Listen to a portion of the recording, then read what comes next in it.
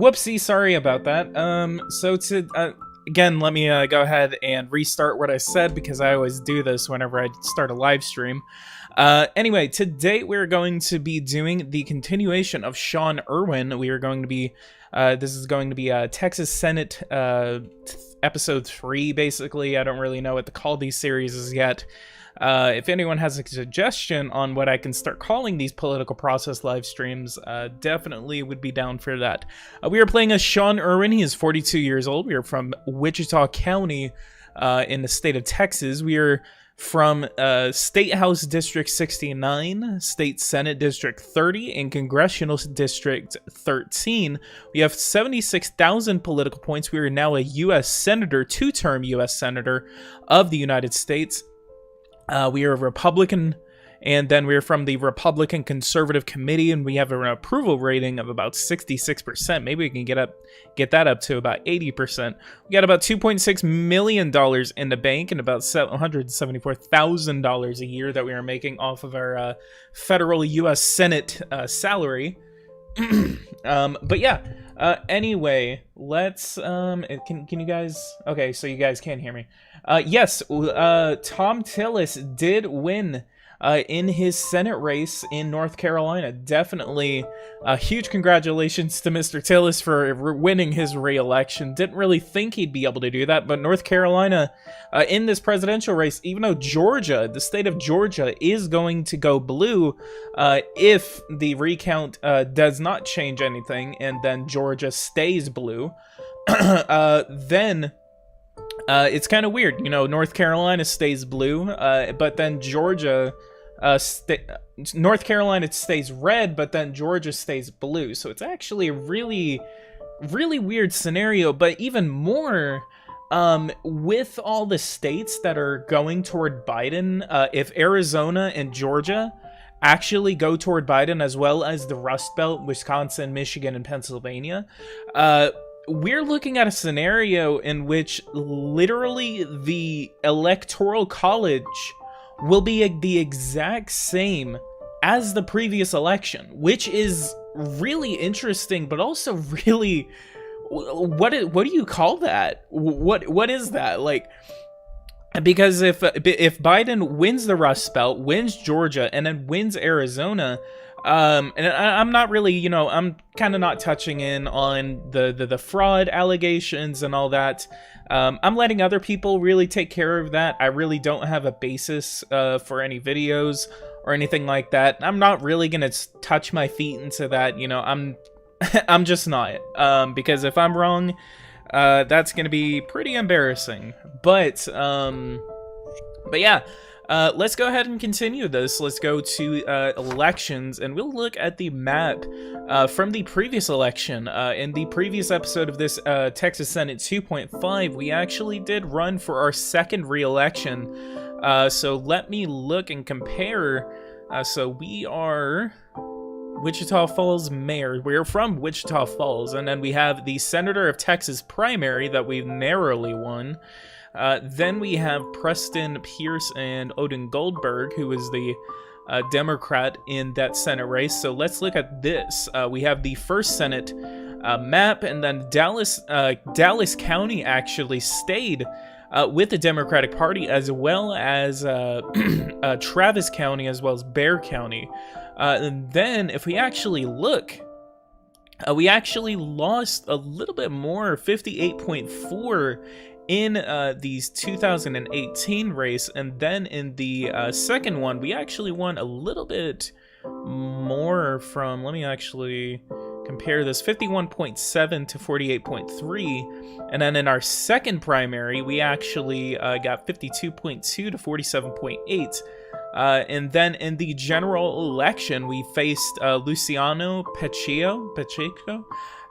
Then we actually won that election by 54.9 to 245.1. One of the notable differences, actually, in this one, Harris County voted for us in our first election, but in the second election with re-election, Harris County actually voted blue, along with Williamson County in that area. I believe there's a couple more places that are actually supposed to be blue in this but it's just solid red all across the state of Texas.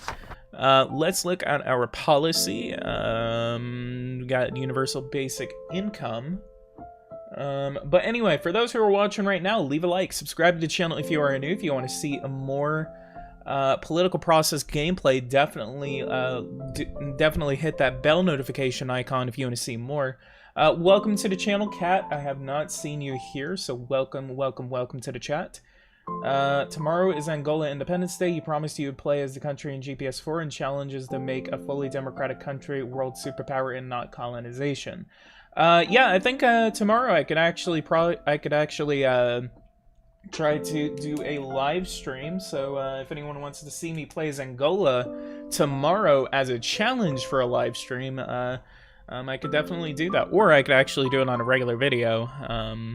I could actually do it on a live stream if I'm supposed to make it fully democratic and all that. Well, I mean, it could be a good compilation video. I don't know. I'll think about it. I'll think about it tonight. Maybe I could work on that.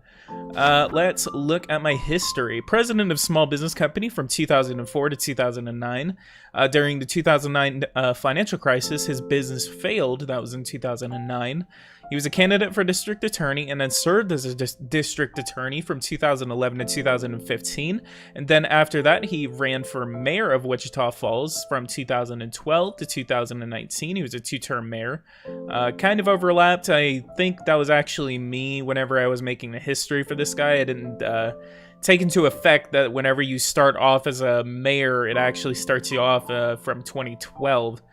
So that was a mistake on my part. And then in 2019, we get elected to our first term as U.S. Senator. And then in 2031, our term comes to an end. So we're into the year 2027, actually. Welcome to the channel, ZK.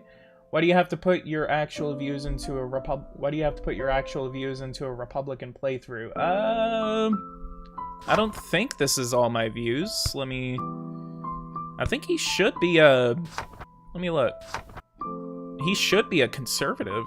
Yeah, he's a conservative all the way through, so I'm still a conservative. Just all the ones that don't have an effect, I haven't really touched on that yet. Kind of waiting until... Well, I mean, actually, I could go through and mess with it, but he is a conservative, so that is okay.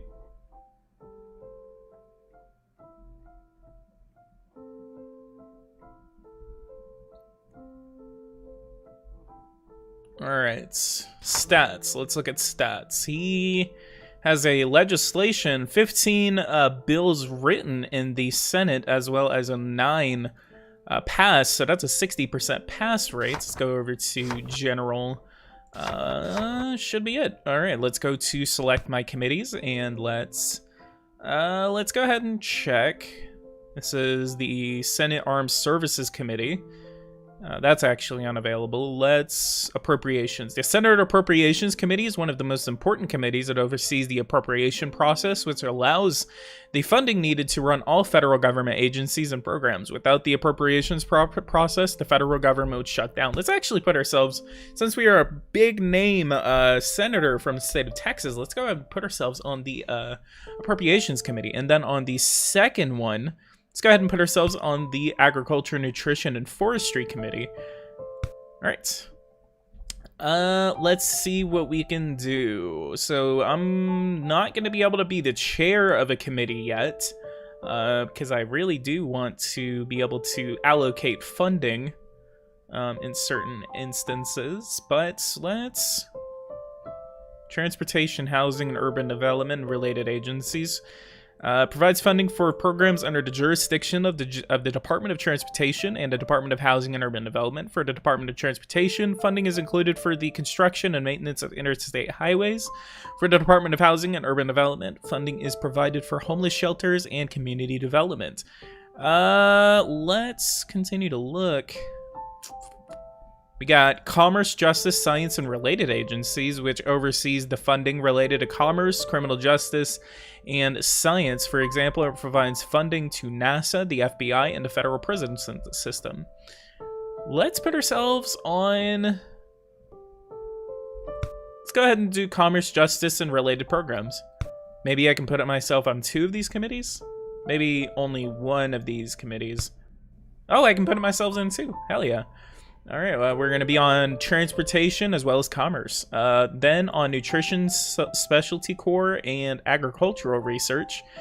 This has jurisdiction over legislation concerning federal nutrition programs. Its jurisdiction includes food stamps, supplemental nutrition for women, infants, and children, which is called WIC, and then school nutrition programs. Let's go ahead and put myself in a subcommittee chair for that committee, and that should be it. All right, we got the introductions over there. Let's go over to education, universal preschool, student welfare committee. What's kind of abstinence only sex education? I want to give myself some like really big all right, let's go ahead and do abstinence only sex education. If Republicans are gonna pass this, let me go ahead and be the one to do it. So mandates that high schools must teach abstinence only sex education in order to continue receiving federal funding for schools. This mandate prohibits schools from teaching comprehensive sex education. And that's on a federal level.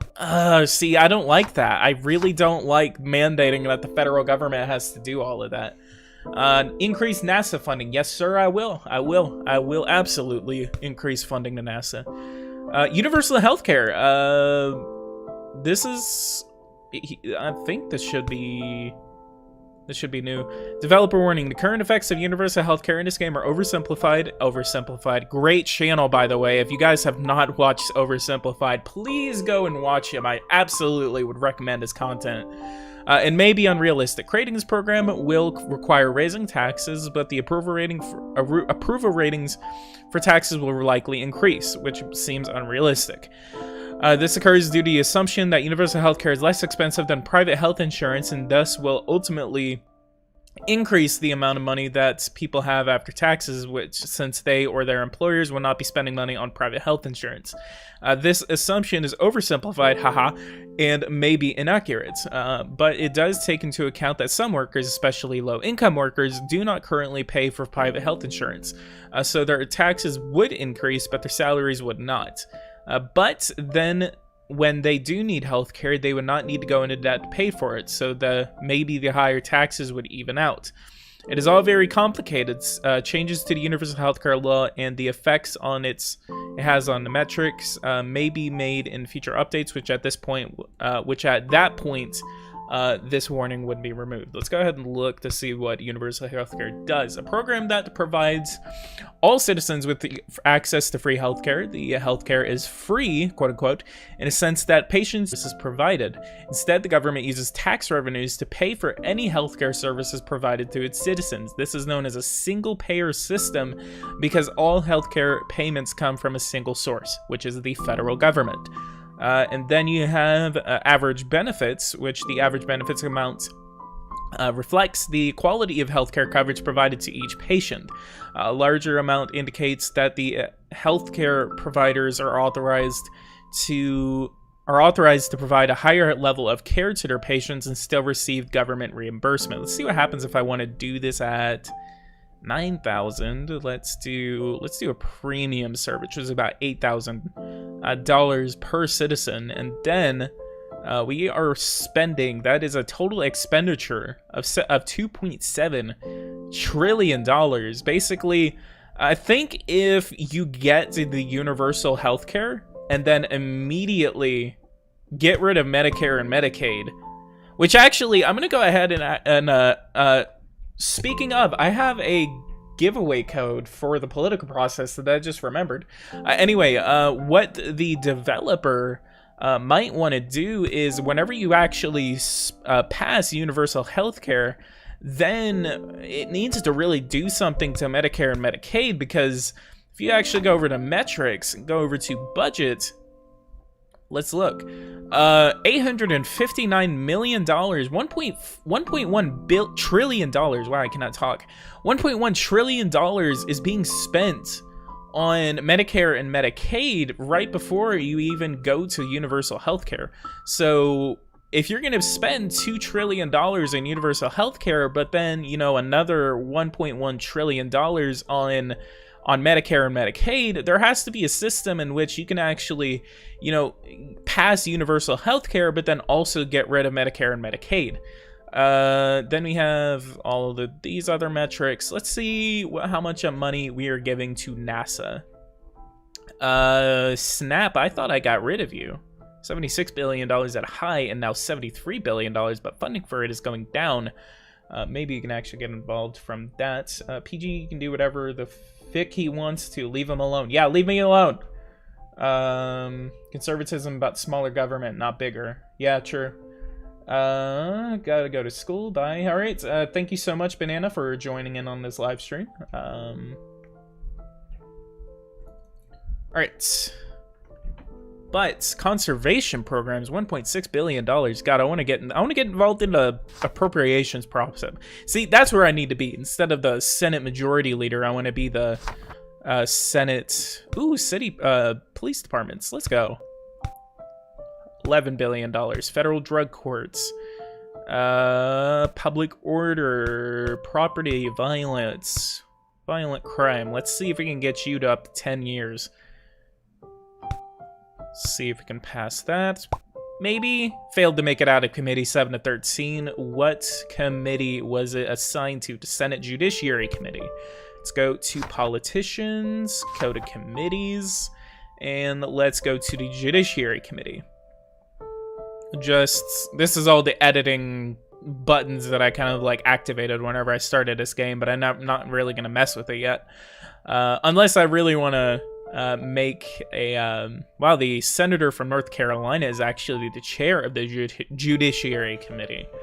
I also cannot wait whenever the developer makes this committee even more important, whenever he allows you to assign Supreme Court nominees. So being on the Supreme Court would honestly be one of the greatest additions to this game. Commerce, Science, and Transportation. Let's look at this one. We are chaired by Diana Evanson. She's from the esteemed senator from the state of Alaska. And I am number... Didn't I put myself in Science, Commerce, Science, and Transportation? Small Business... and on Native American. Oh wow, Native American Affairs Committee. Damien, thank you so much for that donation. I really appreciate it. Everyone, thank you so much for supporting me and my channel. I really appreciate all the support that you guys give me. Health, education, and labor. Where am I? My esteemed senator from the state of Texas. Let's, for one thing, follow Isaiah Anderson. Removed from favorites. He's on there, so he's on my favorites. 174,000 political points is what we need to get up to. 120,000. Let's go ahead and do rankings. Let's see who the highest ranking senators are overall. So to be number 5, we need to overpass Terrell Darby, who has 116,000 political points. He was a cardiac surgeon from 1966 to 1971. He was a city council member for 2 terms, 3-term state representative, a 1-term state senator, 2-term U.S. representative, and then ran for Senate and has been in the Senate ever since.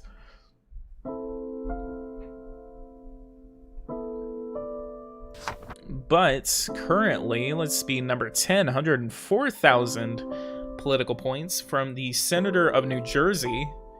He has 104,000, and he was a property manager from 86 to 93, portfolio manager from 93 to 97, then a city council member, state senator, U.S. representative, and then U.S. senator. He was the Senate minority whip from 2025 to 2029, and then the vice chair of the Progressive Democrats. So the House is under Republican control. We actually took the House in the previous election. And let's look at the presidency. It is a Democratic presidency. So the Democrat presidency, along with, let's add you to the favorite, and then add Ezra Wright to the favorites. Wow, 550,000 political points, 70% approval. What is the approval rating of the president? 75% approval rating to the president of the United States. Let's see what she was. President of the United States, and it's a she. Senator of Hawaii. Wow, Senator of Hawaii became president of the United States. She was a property manager from 81 to 89, tax accountants from 89 to 93. She was a city council member for 1 term, state representative for 1 term, 2-term state senator. Then she was a candidate in the 2020 presidential race, Democratic nominee for president in the 2020 presidential race. So next year is actually, she's term limited, so she cannot run for this next term. She was a senator from Hawaii from 2007 to 2021, whenever she became president of the United States. And then she was a Democratic nominee for president in 2024, and then now is the president of the United States from 2021 to 2029. So we should be getting a brand new president in 2029. All right, we got wait, let's check one more thing. Senate. What is Senate? No. We got dual senators from Colorado, Illinois. Why'd I say Illinois? Iowa, Michigan, and Maine. Ironically, look at this. North Carolina has two senators from the state of North Carolina, but Florida has 2 Democratic senators. So interesting from those states. It's always kind of weird to see where these politics go. We had a dual Senate for literally 1 term, and then on the next election, we ended up getting a majority and then getting a little bit slightly bigger majority after those 2 elections.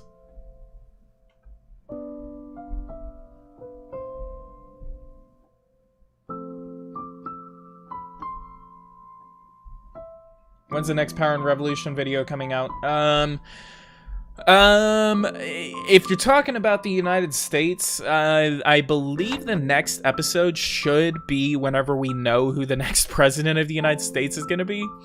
I'm essentially waiting for the next president to literally be called. You know, the GSA gives the authorization for either the Biden campaign to start the process of transition, or if Donald Trump ends up coming back from this and actually winning his re-election, literally how many days after the election? But yeah. Huge problem for the political process. Let's look at this timeline right here. This is one of the biggest budgetary issues that usually you can have in this game, is the absolute killer that Social Security becomes. Let's look at the Social Security Fund. We are now just in the tank, $293 billion, even though our fund is worth over $1 trillion. We should have about maybe 8 years before we actually run out of money to this. If you're going, no, actually, about 6 years, I believe. $300 billion, about less than 6 years worth in this fund. One of the biggest things is that this expenditure just keeps going up because more and more people, the United States has a aging population. We have a very aging population that, let's look, seniors, yep, seniors. It is mainly because 35 million, 36, 37 million. Well, actually, it looks like about 40 million seniors in 2015 at the beginning of the game. And now in 2027, we are about to have more seniors than we have young people.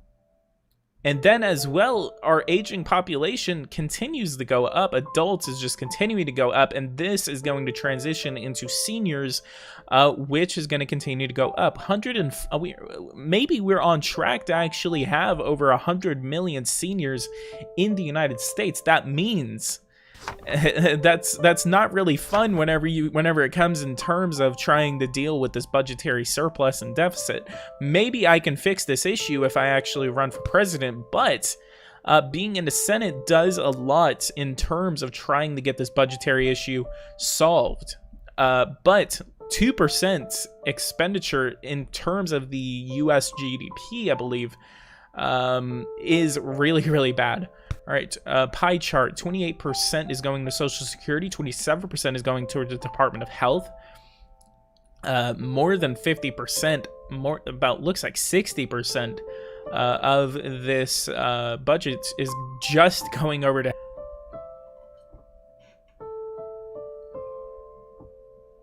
Alright, speaking of, let's go over to create legislation, let's go over to health, and then Medicaid, Medicare. This is going to be for retirees. We're going to increase the tax rate to 2%, and then we're gonna... Wow, we see, this is why. It's literally because we're at 65 years old. Let's go to Medicare. And let's hit this for 67. We need to get this to 67. Only pulling in $300 billion worth of tax revenue. Okay, let's go ahead and put that at 67, see if that gets through. Committee hearing, and 65 to 67. It will bring in a tax revenue compared to the current policy. So it will decrease the expenditure by $110 billion. Decrease tax revenue by $0 and decrease access to healthcare by about 8.2 million retirees. We need to reduce Medicare expenditure in order to keep it financially sustainable. This legislation has my support, so I'm going to get support from the Republicans. Let's oppose that amendment. Does not pass committee, and then President opposes my piece of legislation. So supports, and it gets past committee with Republican support. Hopefully we get enough Republican support from both chambers of Congress. Let's see the floor debate, 65 to 67. Retirees are paid in the system deserve to receive health coverage. I do not know what I will be voting on in this legislation. Oppose that, 51 to 49, so we're gonna just barely get this past the Senate. Acrid, thank you so much for joining. Thank you. For anyone who is new here, we have 23 people watching. Guys, let's go ahead and get up to 20 likes. All right, support 54 gets a little bit of Democratic support. Let's see who those senators were. Brock Heath from Minnesota and Chip McDougals from Oregon. So Oregon and Minnesota senators actually supported me. 54 to 46, so it's probably going to get past the House. Budget resolution conference report, and then let's support it since it's by a Republican. Need to get that Republican support. Alright. Jude Lee has granted your bill a hearing, and then your political experience and political reputation have influenced the vote of 21 politicians and changed the vote of 0 politicians. And then your legislation has made it out of committee with the vote of 21 to 18. So at least it influenced the vote of 21 politicians. And then let's see what happens in the House. It has influenced the vote of 231 politicians and changed the vote of 0 politicians. And then your legislation has been approved by the House of Representatives, 259 to 176. And then it has received the conference report and have been approved with a vote of 233 to 202. So it's a little bit more narrow. Over 200 votes against. And then let's see as it comes back. Decreases the Medicare payroll tax rate. Increases... maybe. Let's see. Okay, I guess it passes the same way. But it's probably going to be getting vetoed by the president. Committee amendment hearing. HR 1, Social Security. Increases social... yeah, let's say no to an amendment, and then support it from going to 66 to 69.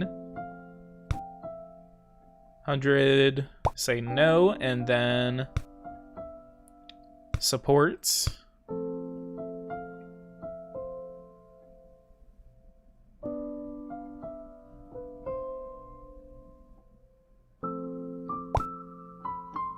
Alright, and Social Security bill is finally back on our desks.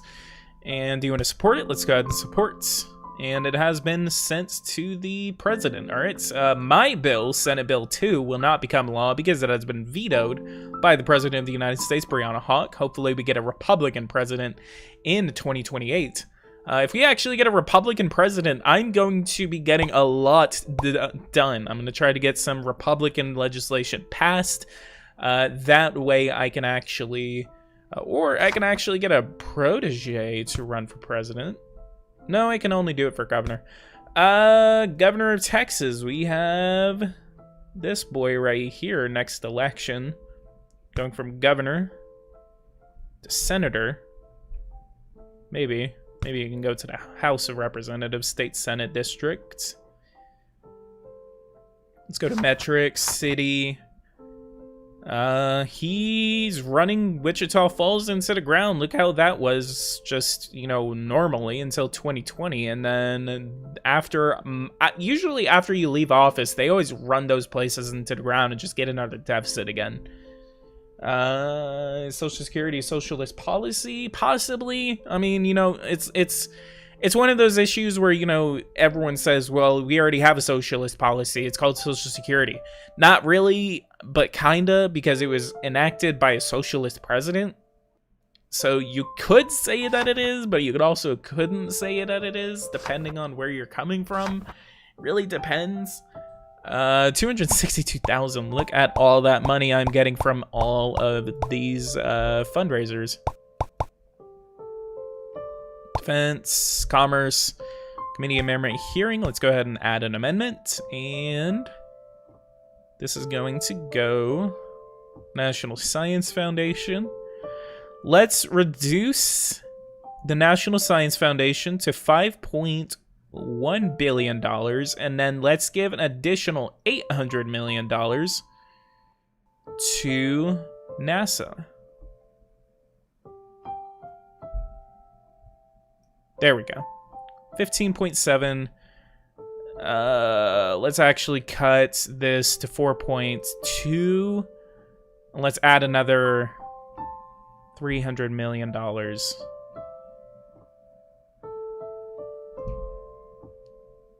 Is that science? So it is science.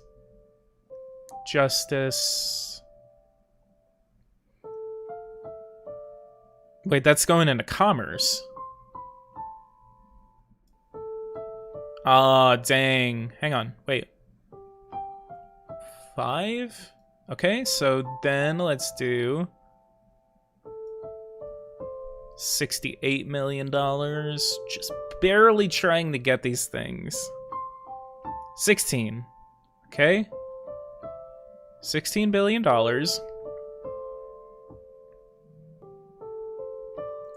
So I guess education's gonna have to do with the $600 million, $700 million, nearly $1 billion cut. Hopefully, I mean, I think this is gonna get into the next budget. So I won't mess with it next time, but I'm gonna mess with it this time. National Oceanic. No, that's still in commerce. Interesting. Let's go ahead and cut. Barely. There we go. All right, I'm gonna do that. See what that does. And supports 27-4. Wow, gets passed very, very nicely. Only opposed by McDowell's. Wow. Okay, you just want to vote against and for different kinds of things, don't you, Mr. Senator? Legislation HRA is made out of committee, 30-0. Vote in legislations. Let's support 100-0. Awesome. Unanimous support from the U.S. Senate. Homeland Security. Say no.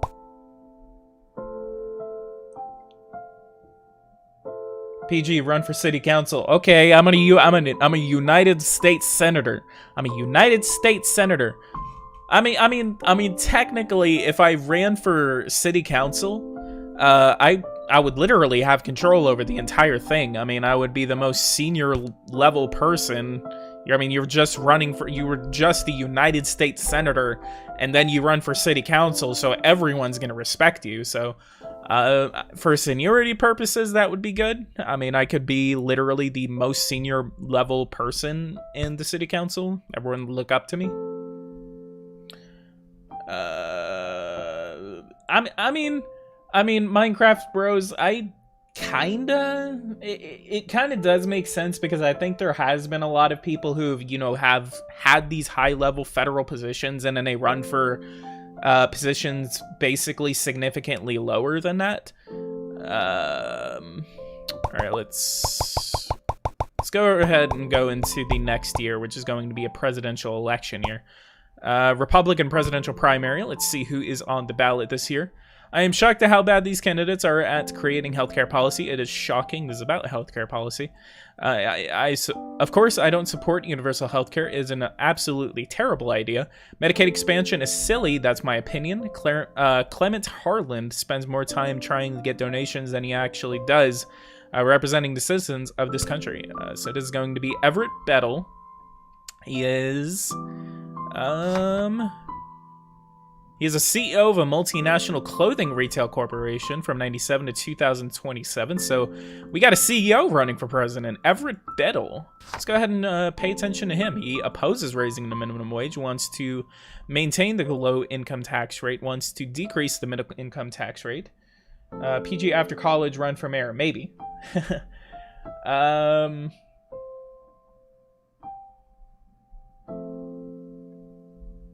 right. Supports Social Security, so that's great. Then we have Lloyd Franco. I know some herbal remedies. Yeah, sure, whatever. When I'm president, I'm going to fix healthcare so fast that you won't be able to believe it. I oppose a government-run universal healthcare system. I oppose Medicaid expansion. I know all of these Medicare stuff really well. I know it better than anyone. I know I could have been a surgeon. It could have been easy. My ideas are far superior to any proposed by Mr. Ruffle, and his ideas are pretty good, but they're not as good as mine. All right, Donald Bernard Mullins, Mr. Donald Trump. This is going to be the next Donald Trump, boys. 2028, we already have another Donald Trump. This sucks. Stay in the Senate for forever.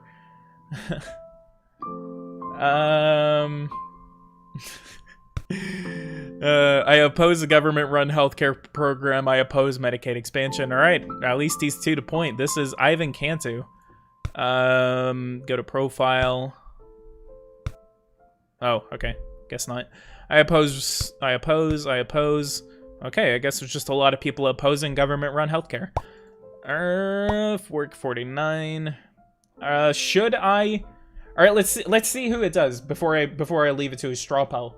Should I run for president? Should I run for president, or should I stay and then continue my run into the U.S. Senate? Let's go to week 52. State senator. Let's elections. Archive. Customize politicians. So profile, history. 2031. So I actually will still be able to. If I actually run for president, I'll still have a job if I don't win. So I'm pretty good. So looks like overwhelming support. Do president, then go back to the Senate. I mean, I highly doubt that I'm going to be able to win. Or yeah, let's go ahead and leave it to a straw poll. I'll go ahead and ask this question, and while I actually wait for your answers, I'm going to go get myself something to drink. Should PG run for POTUS? Say yes or no. Let's say yes or stay as in the Senate. Now let's create that poll, and I'll send it off to you guys. All right, go ahead and vote in that poll, guys, and I will go ahead and grab myself a drink, and I'll be right back.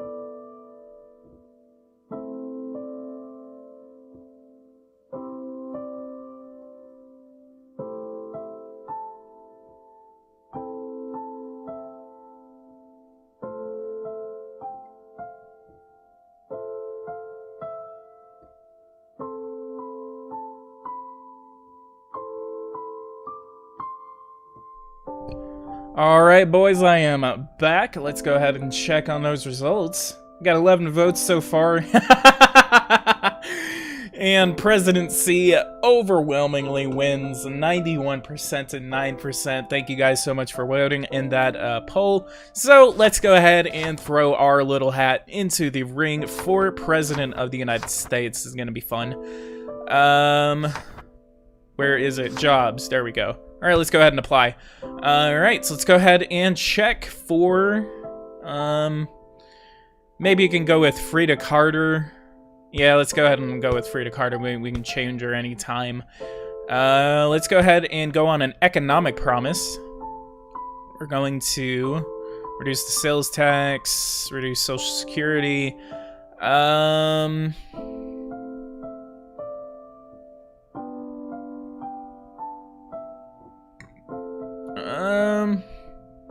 Let's go for a higher per capita income. Let's reduce poverty. And then Social Security. Oh, God.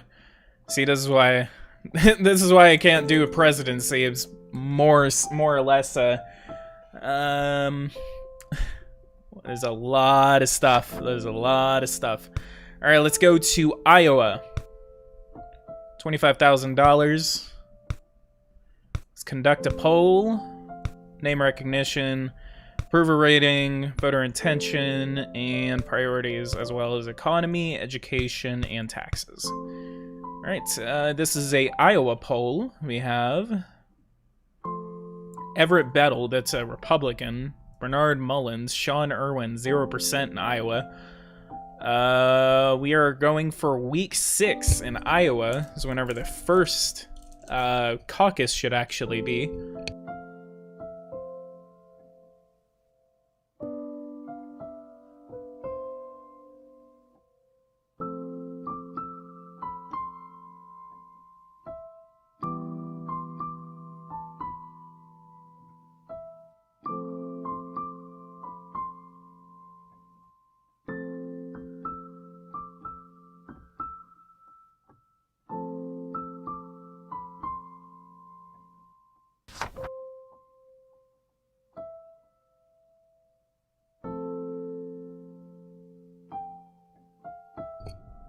All right.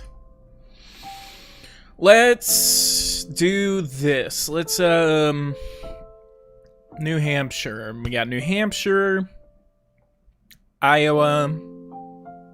Let's go ahead and start up some grassroots in Texas. And you know what? Let's go ahead and just do all. Open. All. And how many field offices do you want per state? Let's go ahead and do 40. Open. Let's go ahead and do that. Let's do lots and lots and lots. Let's do 60% door knocking. 30% phone banking. And let's do yard sign. Confirm those changes.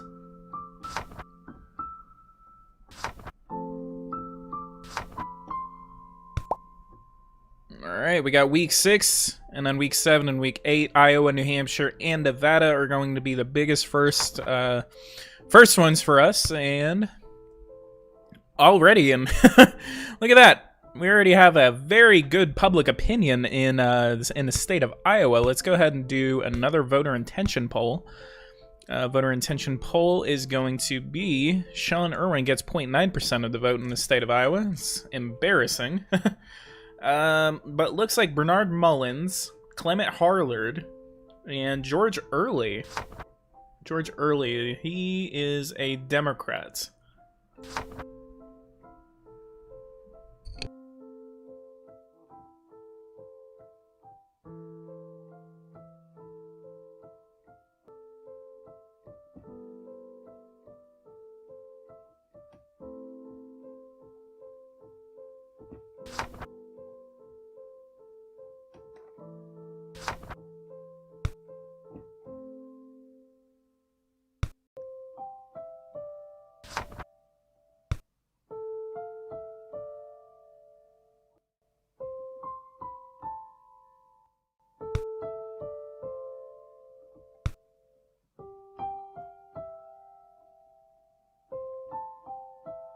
All right. Let's go ahead and hit.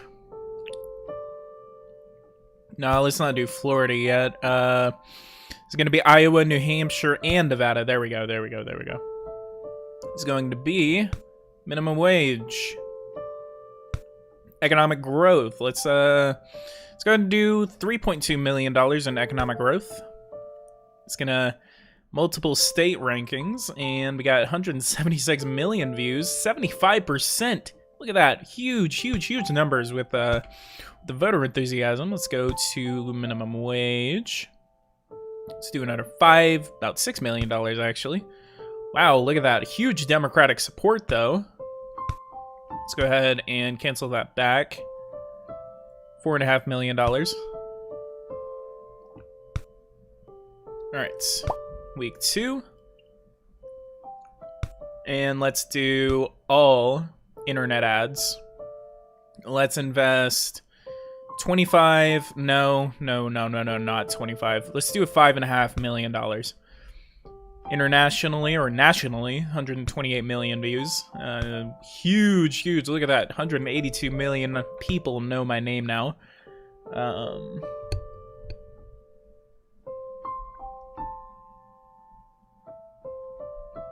Do you want to get muted? Don't mute people. God dang.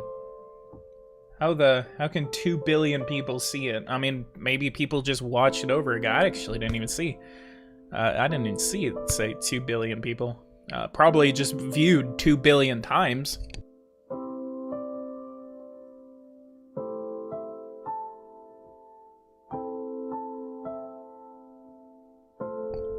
If we don't win these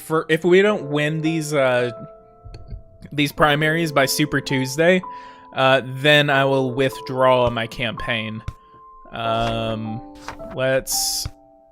Let's go to Iowa. We are in Iowa, actually. Predict election. Haha, election prediction. Remaining funds, $88 million. Wow. Oh, whoops. I accidentally hit that. Finance. Let's look. $7 million. Wow, we are literally killing ourselves right now. Volunteers. Close multiple. I want to close. 15, save about $1 million. We need to, let's go ahead and cut 30. It's a huge blow to my presidential campaign. 3.3, okay, so $1.6 million to $3.3 million. We got about $14 million from a lot of different things. Let's go to rallies. Staff, I need to max out my staff. I've been running literally 5 weeks into this presidential campaign without the staffing. I think I entered way too late into this race. So let's still got a full round of people in here right up into Iowa. Staff policy, let's do 87. Wow, first one. 30%. Got a lot of Democratic approval off of that. Let's do Sioux News, Jasper, and Marshall, and some of that. And then we got a national one, and then let's do some local. Oh, we don't have enough. All right, let's go to Iowa. Supports. It's by a Republican, 98. Wow. Let's go to campaign, and then we should be having the Iowa results. View presidential. Oh, it's a brand new feature right there. How much do we get? Evan, Sean Irwin. We get 11 delegates out of the state of Iowa. We came in number 2. I didn't even expect to do that. We came in number 2 in Iowa. Holy crap. That's awesome. We didn't win it. Everett Bettel won this contest in the state of Iowa, but we get 11 delegates out of the state of Iowa. That is awesome. Oh man, that's all right. Let's go to New Hampshire. New Hampshire, let's travel to the states. Education. Let's do national. Let's do Mermac, actually. Wow, we got 11. We got 2,000 people to support us in New Hampshire. And let's finish off with door knocking. Marketing, television ads. Let's do New Hampshire, see if we can actually pull ahead in New Hampshire. Let's do 3. No, let's do $1.5 million. All right, we got 75%. It's gonna really help us in these Republican primaries. All right, and let's see what the New Hampshire caucus does, or primary actually. All right, Everett Bettel gets 6 delegates. Sean Irwin gets 8 delegates. We come in number 2 again, but we come in behind Bernard Mullins. Bernard Mullins came back in the New Hampshire primary, and Sean Irwin is number 2 again, but Everett Bettel gets only 6 delegates out of the state of New Hampshire. This is crazy. All right, let's see what's going on the Democratic side. Let's see who has the most amount of delegates right now. Let's go to opponents. Where is it? Where is this? President elections. All right, we have the Republican and Democratic primaries right here.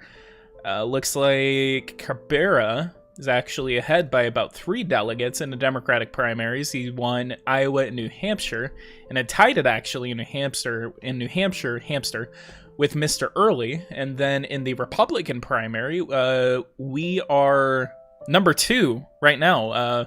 Mr. Bettel has 25 delegates so far, just before Super Tuesday. And Sean Irwin has 19 delegates, or 36% of the delegates from the Republican primaries. We got 21% of the vote in the state of New Hampshire and 16% of the vote in the state of Iowa. So hopefully, oh yikes! Sorry about that. We got a couple more people still running in this race. So let's go to overview. We are now coming up to the Nevada caucuses, which they are actually a caucus. Maybe we can actually win in, let's do some rallying. Maybe we can actually win here. Let's do Washoe County. Clark County, that's getting us a little hurtful, little hurt. Let's do some marketing, and let's do this in Nevada. Let's campaign on that economic growth policy that was done us so good so far. Let's do $7 million, 78% voter enthusiasm in the state of Nevada. All right, and we are coming up very close to South Carolina. By the time South Carolina announces their winner, we will definitely know what's going on. Trevor Porter has withdrawn from Democratic presidential campaign, and then Mr. Ruffle has withdrawn from the Republican presidential campaign. And let's go ahead and view these results out of the state of Nevada. Sean Irwin ties with Mr. Bernard Mullins. Sean Irwin gets 9 delegates, and then Bernard Mullins gets 9 delegates. So we are very much keeping this presidential race close. So then we have South Carolina. So let's go to South Carolina. And education, they really need something about the economy. Interviews, let's do Richland. And television ads. And in South Carolina, let's do Texas. Actually, let's go ahead and do... We got Alabama, Alaska, Arkansas, Colorado, Georgia, Idaho, Kansas, Louisiana. Is that Maryland? I think Maryland. No, that's Maryland. No, that's Maine. Maine. Maryland, I think. Okay, so it's Maryland, Maine, Minnesota, North Carolina, North Dakota, Nebraska, New York, Oklahoma, Tennessee, Texas, Utah, Virginia, Vermont, Washington. I don't know why I hesitated on Washington, and then West Wyoming. God, I'm getting my states confused right now. All right. Who's ready to see PG Crush Super Tuesday? Alright, let's see. South Carolina along with these Super Tuesday states. So let's go to campaign map, volunteers. Run an attack ad. Opponents, Mr. Mullins, what do you don't like? I oppose raising minimum wage. Income inequality. What about Social Security? Who hates Social Security? Yep, he likes Social Security, but he does want to cut food stamps. And then Mr. Flacco.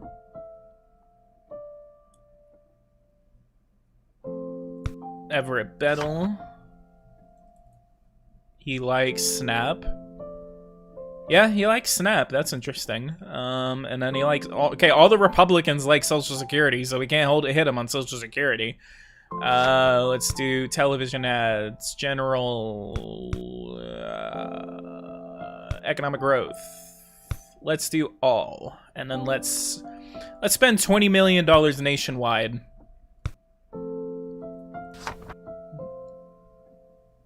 Nevada, South Carolina. I'm from South Carolina. All right, let's go over to the South Carolina results. Presidential primary, and wow, we just get slammed. Mr. Franco just took the ball in South Carolina, gets all 50 delegates. Wow, not a single delegate for any other candidate.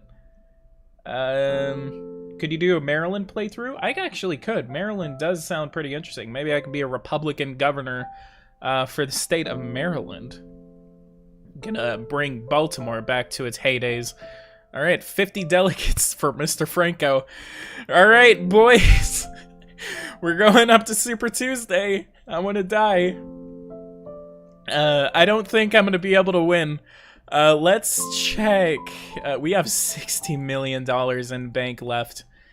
Campaign overhead $600,000. Ooh, all right, let's go back to my home state of Texas. Hopefully we can actually win my home state. And, let's go to events, do some statewide campaigning. Let's do Harris County news, Brazos County, no. Marketing, let's literally just do Texas. I'm gonna do Texas, Virginia. Let's do Wyoming. Minnesota. MA. Okay, so that was Massachusetts. Okay. No, yeah. So it wasn't Maryland, it was Massachusetts. I totally got those confused. You got the funds and you can rack up the support. Man, your campaign funds are so big. Is that cause from being from Texas? A little bit. And for the other campaigns that I've been doing. Alright. New Mexico, North Carolina, Kansas, maybe Illinois. Let's do some California too. No, I'm not going to worry about California. I mean, I worry about California. Let's do $10 million, $11 million. Please select marketing. Let's do that. And let's go to Super Tuesday. Everett Bettle is withdrawn from the Republican presidential campaign. And then, Republican. All right, we won Alabama. Holy crap, we won Alabama. We win Alabama. We win in Alaska. We win in Arkansas. I'm on normal right now. We win in Colorado. We win in Georgia. I literally sound like Howard Dean right now. We win in Idaho. We win in no, not in Idaho. Wait, what happened? Okay, Franco won in Idaho. In Kansas, we lose by just 2 delegates. We win in Louisiana, and we win in Massachusetts. We win, or tie it actually, in Maine. We won Minnesota. We won Minnesota. Wow, I'm on normal right now, and I'm winning. I just won Super Tuesday. Wow, this is awesome. In we won North Carolina. We lost narrowly. We tied it with literally everyone else in North Dakota. We lost Nebraska because we tied it with everyone else. We get 32 delegates out of the state of New York. We won freaking New York. We won New York. That's cool. Awesome. Man. Franco wins Oklahoma. Tennessee. We lose in Tennessee. In Texas, we win our home state. We won the home state of Texas. Huge win for Sean Irwin in the state of Texas. 65 delegates to literally everyone else's 37, 24, and 29 delegates. In the state of Utah, we lose. In the state of Virginia, we won the state of Virginia by 1 delegate. In New Hampshire, we tie with Mullins, who actually dropped out. We won in the state of Washington, and we won. Actually, we lost in the state of Wyoming, so that was a waste of money. But literally, we won Super Tuesday. This is the first time I have ever actually been able to win Super Tuesday. Let's go to opponents. We are against Mullins and Franco. Politicians, elections. Let's look at elections, federal, presidency. And we are ahead! After Super Tuesday, we are ahead 385 delegate counts. Glenn, thank you so much for that. Thank you so much. $10. That is awesome, Glenn. Thank you so much for donating to this campaign, the Sean Irwin's campaign. Everyone, let's go ahead and send in some campaign finance donations to the Sean Irwin campaign, which is me. Wow, I can't believe I just won Super Tuesday on normal difficulty. All right, let's continue this. Let's continue. Mateus Cabrera is the presumptive Democratic nominee out of the the Democratic primary. Alright, so let's go to campaign. Let's go to overview. Let's see what we got next. We got Hawaii, Michigan, and Mississippi. We're gonna go for the big prize, which is going to be the state of Michigan. Got education. Go to rallies. Washita. We got a good amount of undecided vote in the state of Michigan.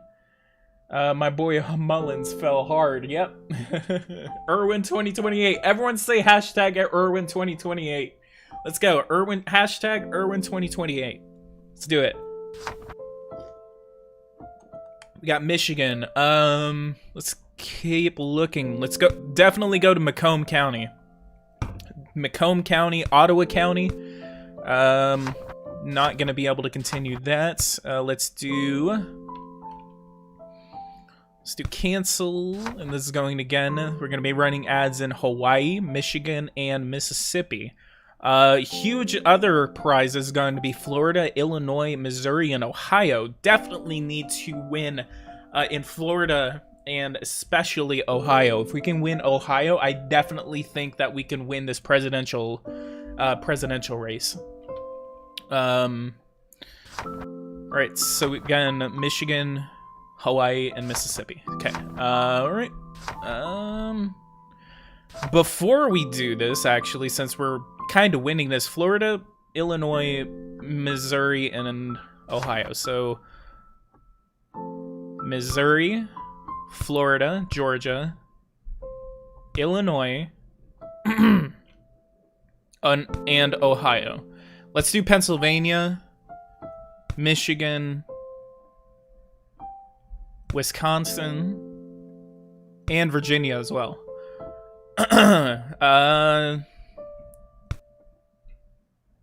Crap. Alright. No. Okay, let's do California, Florida, Georgia, Hawaii, Michigan, Mississippi. No, not Mississippi. Ohio, Pennsylvania, South Dakota, Virginia, and Wisconsin. Actually, let's go for Washington as well. And let's go ahead and open about 25 field offices per state. And let's go over to finance. Rallies, finance, so we're...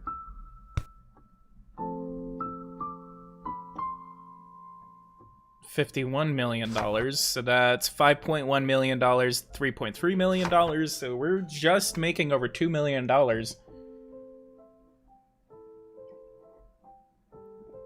Alright, we got more primaries, but look at this, we are still in the lead!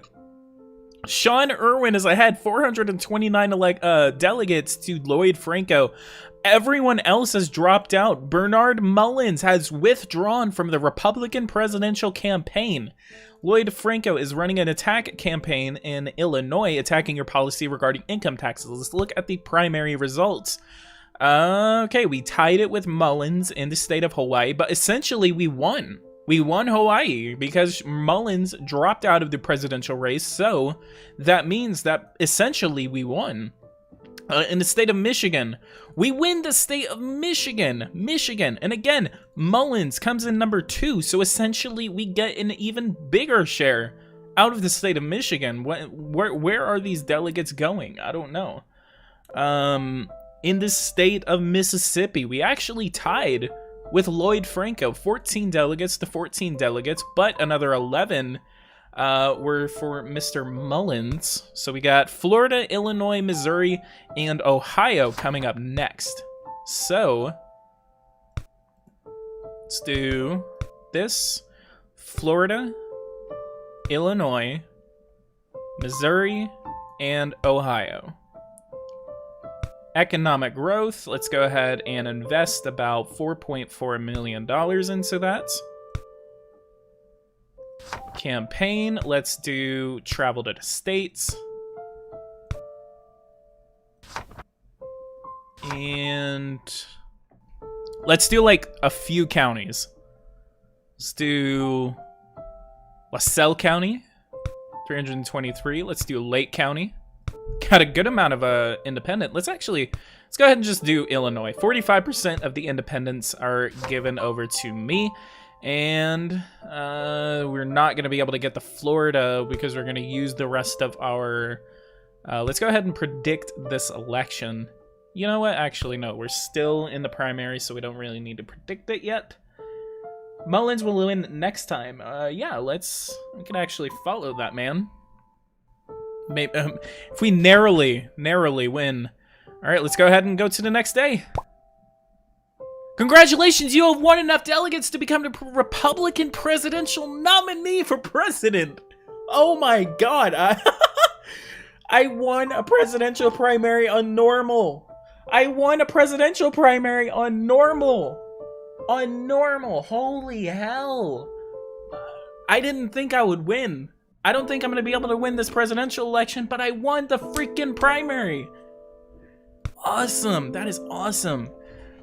All right, let's go ahead and choose my running mates. We're going to choose... Got a lot of different people. Oh, wow, we have a lot of different politicians that we can choose from. Corbin Baldwin. So we got... I'm gonna go ahead and change.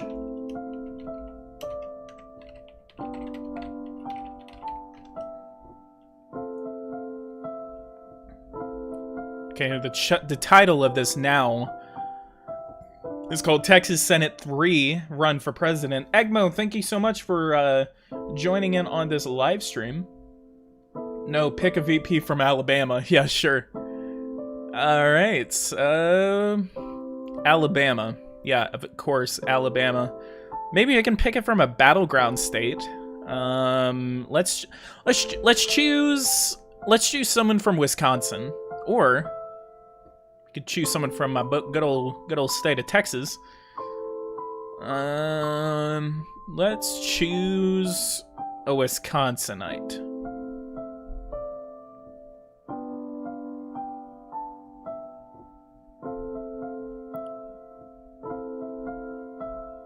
Clifford Otter. Georgia, Michigan, or we could choose Michigonian. Let's choose Cameron Maloney. Let's go ahead and choose you as my running mates. Congratulations on winning the Republican nomination. You did well, but it's now time to focus on the general election. The honest fact is that most states do not matter in the election. In a winner-take-all system, the Democrat will win the Democratic states and a Republican will win the Republican states, regardless of how much time or money a candidate spends in those states. Your focus should be on the swing states, states where voters are split equally between both parties. Independent voters are important in these states, but are also important to focus on party turnout. Your party has to vote if you hope to win. That means ensuring that your party is enthusiastic about their candidate. The more enthusiastic your party is, the more likely they are to turn out the vote, so keep that voter enthusiasm rating high.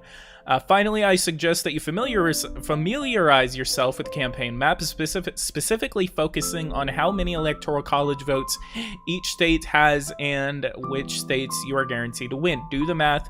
You need 270 electoral votes to win. Add up the electoral votes of all of the states you expect to win, and then determine which additional states you need to win to reach 270 electoral votes. Spend all of your effort campaigning in those additional states. Click on the Predict Presidential Election button under the campaign map to help you strategize. Good luck. Your campaign manager, Frida Carter. All right. Candidate details. We get 639 delegates out of the entire race that we just went for. Essentially, wow, week 12 is whenever the presidential campaign begins. All right. Let's view the primaries. So we won in Florida. We got all 99 delegates out of the state of Florida. We lost. No, we won Illinois, we won in Missouri, and we won in Ohio. So these were the states that sent me to victory, and then 1 and 2 of these states are going to be very critical for us to carry into the presidential election. All right, let's go ahead and predict our election. Obviously, we're going to try to run for the state of Arizona, so we're going to be campaigning in the state of Arizona. Right now, we have 230 electoral votes for the Democrat, 191 for the Republican, and 117 that are remaining. In the state of Colorado, we're going to assume that well, actually, let's go ahead and try to. Let's do unknown. Let's leave Colorado there because I've seen Colorado go red so many times. Washington, D.C., Democrat, Delaware, Democrat. Florida, obviously, that's going to be a must-win for us if we want to win 270 electoral votes. 230 to 220 right now, 88 remaining. Iowa is obviously a win for us. We need to hold on to the state of Iowa. In the state of Maine, we can assume that that's going to go over to the Democrat, but it is Maine does not split its electoral votes, and there's more Republicans out there are more Republicans in Maine than there are Democrats. It's actually a very independent controlled state, and I've seen Maine go to the Republicans plenty of times, so we could actually assume that Maine would be voting for us. Unfortunately, again, they do not split their electoral votes as they do in real life, so we're going to be getting all 4 electoral votes out of the state of Maine. That puts us 230 to 230, 78 electoral votes remaining. Definitely going to try to win the state of Michigan. We'll try to assume that as the election comes closer. Missouri, Mississippi, Montana, Nebraska, Nevada. We're going to assume... Let's go ahead and leave that unknown, actually. New Hampshire, we could do without. We're going to leave that unknown. North Carolina is a very, very much must win for us. 261 electoral votes right now. And then Ohio, definitely must win for us. That is the state that throws us over the top. 279 electoral votes to 230 electoral votes. 29 are remaining. And then the state of Wisconsin is definitely going to be a win for us that we need to hold on to. New Hampshire, let's go ahead and assume that these are going to be going Democrat. And then we have 9 electoral votes remaining. I believe that is the state of Colorado. Yes, it is. Let's go ahead and safely assume that that is going to be going Democrat. If we can actually do this, so 47% Republican, 48% Democrat, 5% Independent. So if we can actually get that Independent vote and maybe a little bit of Democratic vote, then we can actually help ourselves to the 9 electoral votes out of the state of Colorado. That would put us at 298 electoral votes. But just as a safe measure, we're going to assume... what about Michigan? Michigan. What if that goes Democrat? Pennsylvania, where were you, actually? Pennsylvania. That's... Okay, let's go after... Definitely go after Pennsylvania. And definitely go after...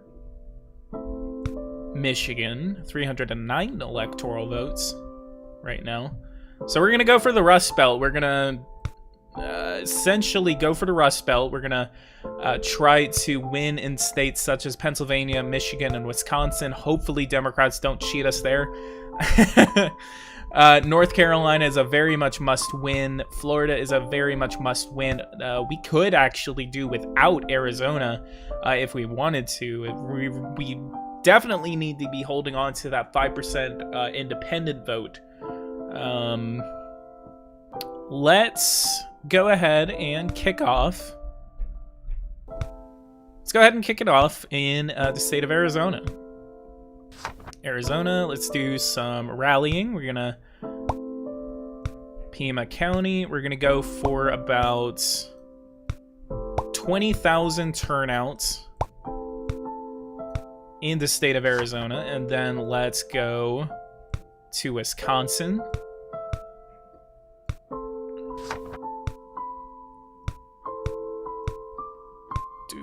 Full days of rallying, and then let's do some economic growth in the state of Wisconsin. So let's do some of the battleground states here. Wisconsin, Ohio, Pennsylvania. Let's do Michigan, and let's Colorado, Arizona, Iowa, Nevada, North Carolina, definitely, and economic growth. So since we are now the Republican nominee, we should be getting, honestly, a crap, and whenever I say a crap ton, I mean like real money. Real money. Look at this, $11 million. Wow, $11 million when we're the Republican nominee. Well, I mean, we're getting $97 million. We got $97 million in this entire presidential campaign. $53 million from the super PACs and $43 million from individuals alone. Waukesha County is going to be very critical for us. All right. Interview, let's do La Crosse County, Waukesha County. We're getting no Democratic support, so let's go through and adjust my campaign accordingly. So we're going to be doing decrease, and then increase on tax policy. Well,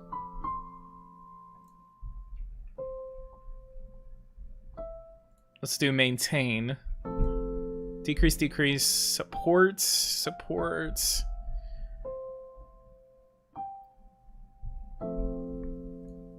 Let's oppose. High capacity, let's support. And then maybe some stricter gun control laws.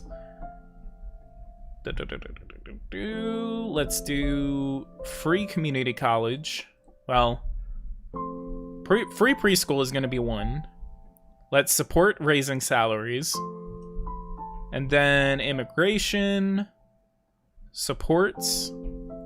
Job skills, let's support. Do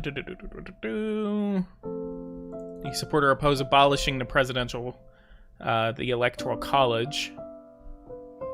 Do you support reducing the income gap between the rich and the poor? Do you support the legalization of same-sex marriage? Let's say yes. Do you support same government benefits for same-sex couples? Let's say yes. Do you support making recreational use of marijuana legal? No, not yet. Let's oppose making all abortions legal. I'm gonna say that I'm pro-life. Do you support or oppose cutting food stamps to reduce the deficit? Let's oppose, and then support Social Security. And then economy. Let's say humans cause climate change. Supports federal government land being used for oil. Supports federal money being used to develop alternate sources of fuel for automobiles. And then federal money being used on the development of solar and wind technologies. There should be a penalty for flopping on policy. Yeah. There probably should be, but I'm going to take advantage of the fact that there isn't a thing against that. So everyone is maxed out.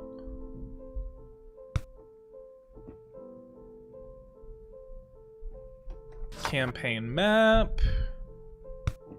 Let's go to Florida. And let's do some rallies. We got Pinellas County. We're really reeling in that.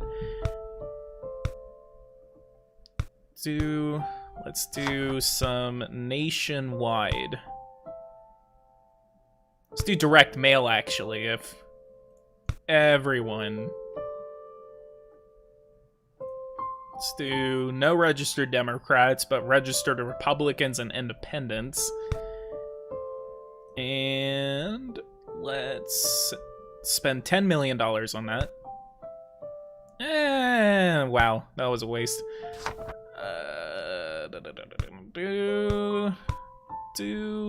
Okay, we got all these rallies.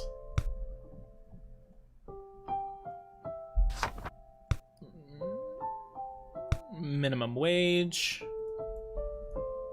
I'm gonna go ahead and do that. That should actually get us a good, yep, really helps out on the Democrats' approval. Let's go ahead and do a poll data, voter intention, and let's do national. This is a national poll. 50 to 49. Wow, we're really keeping this election close. And mainly, it's a little bit because we're competitive among independents. 51 to 49. As long as we keep these independents competitive, then I think we should be able to win this presidential election. Let's go to Pennsylvania.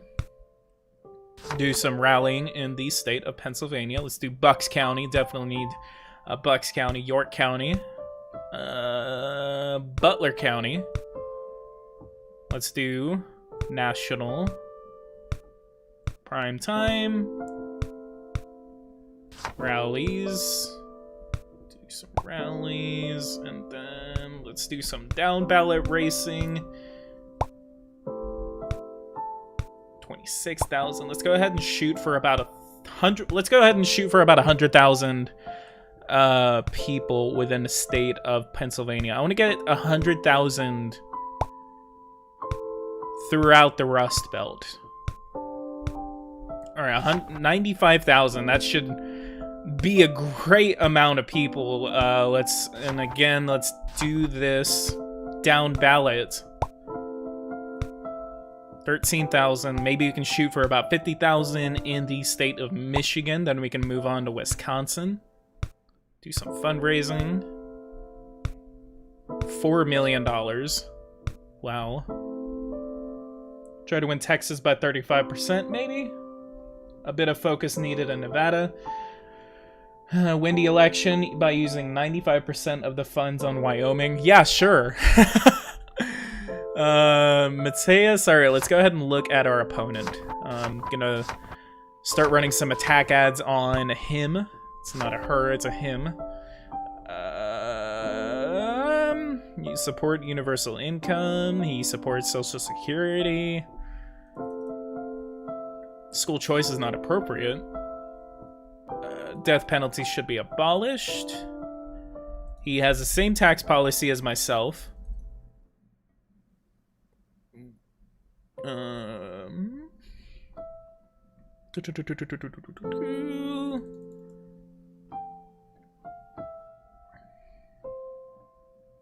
I believe we should abolish the Electoral College. The presidential election be decided by the popular vote. Definitely don't want him getting in office. Social Security. Let's go ahead and run a $25 million worth of ads on Social Security. We get 46% of the Democratic votes. So if we can actually just kind of trail and then just really hammer down right before the election, we could probably win this. Volunteers, let's go ahead and do this nationwide. Let's do 40 field offices per state.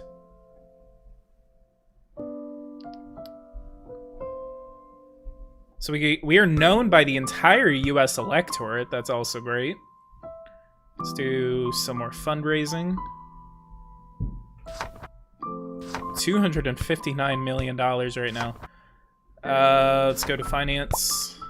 3129. $276 million in the bank right now. $400 million has been given to us by the financial by individuals and PACs. I don't know why I can't talk.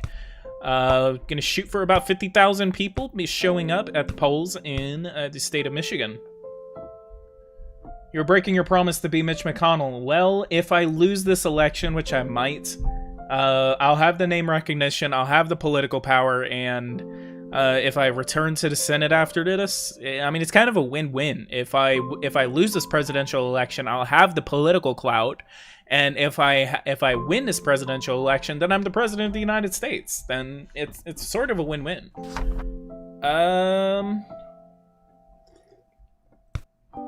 Let's start doing some polling. Democrats have very low voter enthusiasm, unfortunately. Let's do poll, voter intention. This is national. Okay, actually, this is how you do it. Alabama, Arizona. Let's do Arizona, voter intention. I'm set to win Arizona, so that's great. Let's do Florida. I'm set to win Florida, so that's great. Do need to continue campaigning over there. Let's see Indiana. 56.3 to 43.7. Reason I'm checking Indiana is because Indiana is more of a bellwether. They can actually go blue very once in a blue moon. Let's check Michigan. Sean Irwin, I am below right now in the state of Michigan. But if I can actually keep it competitive, again, I can actually pull off this presidential race. Colorado, let's check the state of Colorado. We are winning in Colorado. See? I knew Colorado would kind of come around for us. All right, let's go to Iowa. Iowa is voter intention. I am winning in the state of Iowa right now. Michigan, Minnesota. Can I win in Minnesota? Looks like it's going to be a little bit more of a tricky path to victory in the state of Minnesota. Let's go to North Carolina. I am ahead by about 5 points in the state of North Carolina. Let's check Maine. I'm winning in Maine. Let's check Ohio. Definitely need to be looking at Ohio. Ohio is a little bit closer than I need it to be, so I need to amp up my game in the state of Ohio. I'm going to be performing all over the Rust Belt In the state of Nevada, I am winning in the state of Nevada. Nevada, for all intents and purposes, is leaning toward me. Virginia, about a 10-point difference in the state of Virginia. Wisconsin. Can I win Wisconsin? Yep, I'm winning in Wisconsin. Let's go to campaign map. Texas. Or actually, let's go to Ohio. Definitely need to be campaigning in Ohio. We are in week 35. 26. 48. Wow, there is a lot of people in Ohio right now. Look at this. Presidential debate. Oh no, I can't participate in the debates! You son of a crack!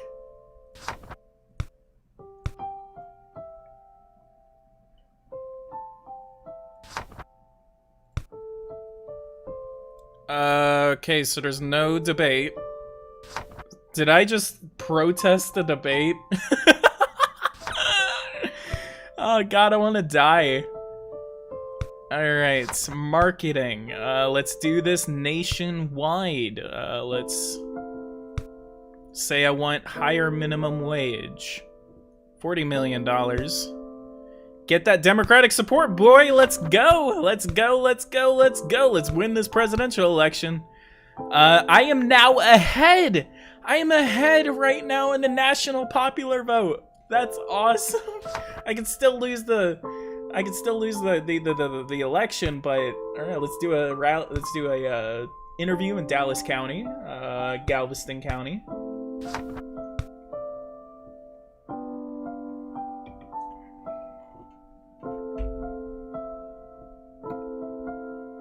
Poverty, let's do $56 million for Social Security. Really starting to eat up that presidential vote. Participate in the debates. If you're elected president, how will you improve the country? Explain how you utilize your party's principles and values and move the country in the right direction. Explain why your policies will be effective at improving the country. Express your belief that the best way to move forward is to work together. You intend to take a bipartisan approach to addressing the issues facing this country. Ignore the question and explain all of your opponent's policies will make the country worse. And then explain the policies of the Democratic Party will move the country in the wrong direction. Let me go for more of a bipartisan. Really hurt our Republican enthusiasm, but got the independent enthusiasm way up higher. An understanding of where we have been and where we can go is essential in planning a path for the future. I have a plan that I believe will put our nation on a successful path for the future. I will improve education, improve healthcare, and improve the economy. Candidate details. Let's look at you. He's a senator, Democratic senator of Ohio. 80,000 political points, 71% in approval. Traits are stoic, narrow-minded, and narcissistic. He is a former law clerk, legal analyst, and then an attorney. And then he was a one-term state representative, one-term state senator, one-term U.S. representative. He ran in the 2020 presidential race in the Democratic presidential primary. He runs again in 2028, becomes the nominee. He's the Democratic nominee for president of the United States, and has to face off against your boy, PoliticsGaming. Governor Benjamin Pickles is holding a rally. I think your support today will be very beneficial for my campaign. Thank you. You'll receive 40 political points for supporting a member of your political party, and you influence public opinion and increase turnout by 3,198 voters to Texas. Total turnout in Texas will be 114,000 voters. Campaign map. Let's do some final campaigning in the state of Pennsylvania. We're starting to lose a little bit in Pennsylvania. Let's go ahead, do some full. Let's do 42. We got another presidential debate. Why should voters vote for you instead of your opponent?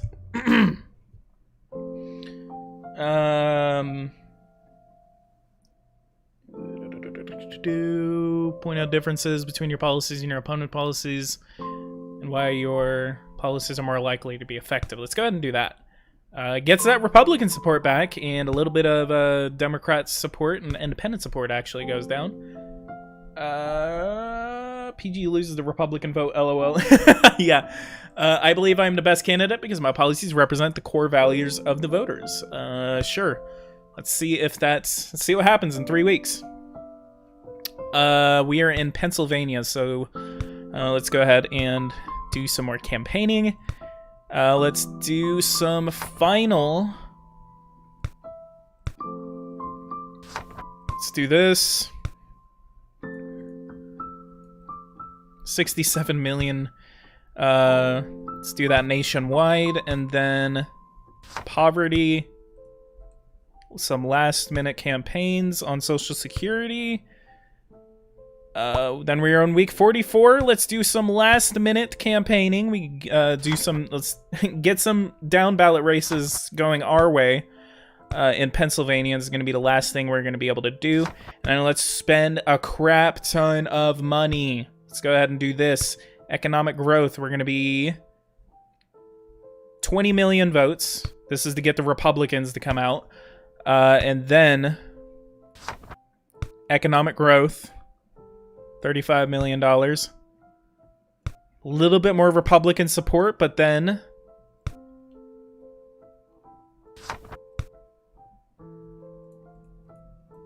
some $28 million. 65. Let's do this. We are ahead in the national popular vote, but we still have the possibility that we could lose the Electoral College. So let's go ahead and go through and see where specific states are going to be going. So so we got Florida. Let's do a predict election. Well, actually, I can't really jump between here and there. Let's do some last minute ones. Military, crime, education, universal preschool. I could actually hit that on the mark. Alright, got a little bit of Democratic support out of that. Poll data. Let's see where the Rust Belt is going. If the Rust Belt is going to be trending in my direction, or at least most of them are going to be coming in my direction, should be good. Okay, so we're winning in Ohio by about a point. We're winning in Ohio. In Maine, voter intention. We're winning in Maine by several points. North Carolina, very critical for my campaign to win. We are winning in North Carolina by nearly 10 points. In New Hampshire, let's check New Hampshire, even though I have not visited there. We are actually losing in New Hampshire, so that is an acceptable loss. Michigan, let's check in Michigan. We are winning in Michigan very narrowly. We could actually make one last minute stop to Michigan just in case. Ohio, we should be winning in. Pennsylvania, let's see where we're doing in Pennsylvania. Very, very, very, very, very, very, very, very, very, very, very, very, very narrowly winning in Pennsylvania. Television ads, let's do all of this. Let's do, we need to get that liberal vote in the Rust Belt. So let's do Wisconsin, Pennsylvania, and Michigan. Let's do minimum wage. So should be able to do it. I'm gonna hit this next button and I'm gonna lose this election. But Washington, Wisconsin. Let's see how we're doing in the good old state of Wisconsin. We're winning in Wisconsin by about a point. All right. I think we're about ready here, so let's go ahead and go to the next turn and see how this presidential election goes. All right, let's see. We win Indiana. We win in North Carolina. We win Ohio. We win in Florida. We win Florida. We win Maine. We win we lost Pennsylvania. We win in Arizona. We win in Colorado. We lost Michigan. Can we win Wisconsin? We won Wisconsin. We are elected president of the United States. I just won. Holy hell. Holy hell, 280 electoral votes. I literally just won an election on normal. I won Wisconsin. Wisconsin was the kicker for this. Actually, a combination of Wisconsin and Colorado gave me the path to victory in this presidential race. If I would need to improve it in the next election, but I just literally won a presidential election all by myself. Wow. Awesome. Thank you all for joining me on this. This is a great thing. I didn't think I'd be able to win this.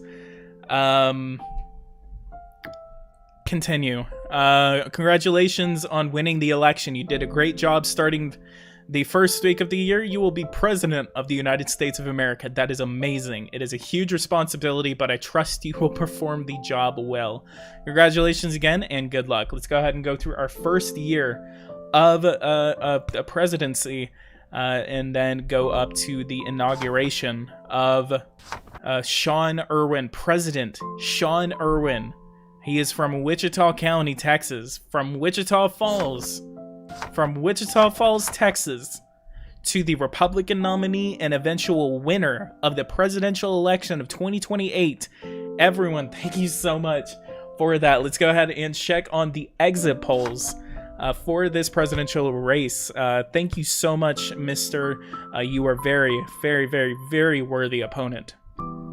Winning as a Republican in the political process is not an easy feat. It is because you really have to turn out a lot of people.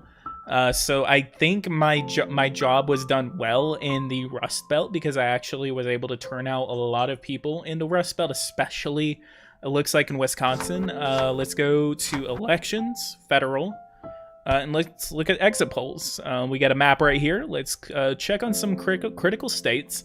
We got 53.9% of the vote in the state of Arizona, while the president, the Democratic nominee, got 1.3 million votes, or 46.1% of the vote. Just like President Joe or Vice President Joe Biden is president-elect in this in this timeline that we're in, basically, I am now president-elect in my own right. So again, thank you. We got 41% of the vote in the state of California. Look at that. We got 392,000 votes from Democrats and 6.00 million votes from Republicans in the state of California. Almost 400,000 Democrats voted for me.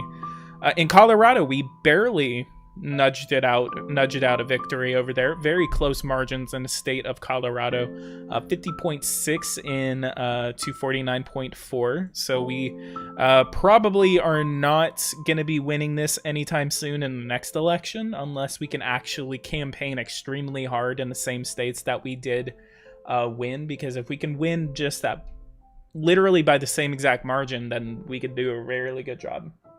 Also depends on what my administration is going to be doing.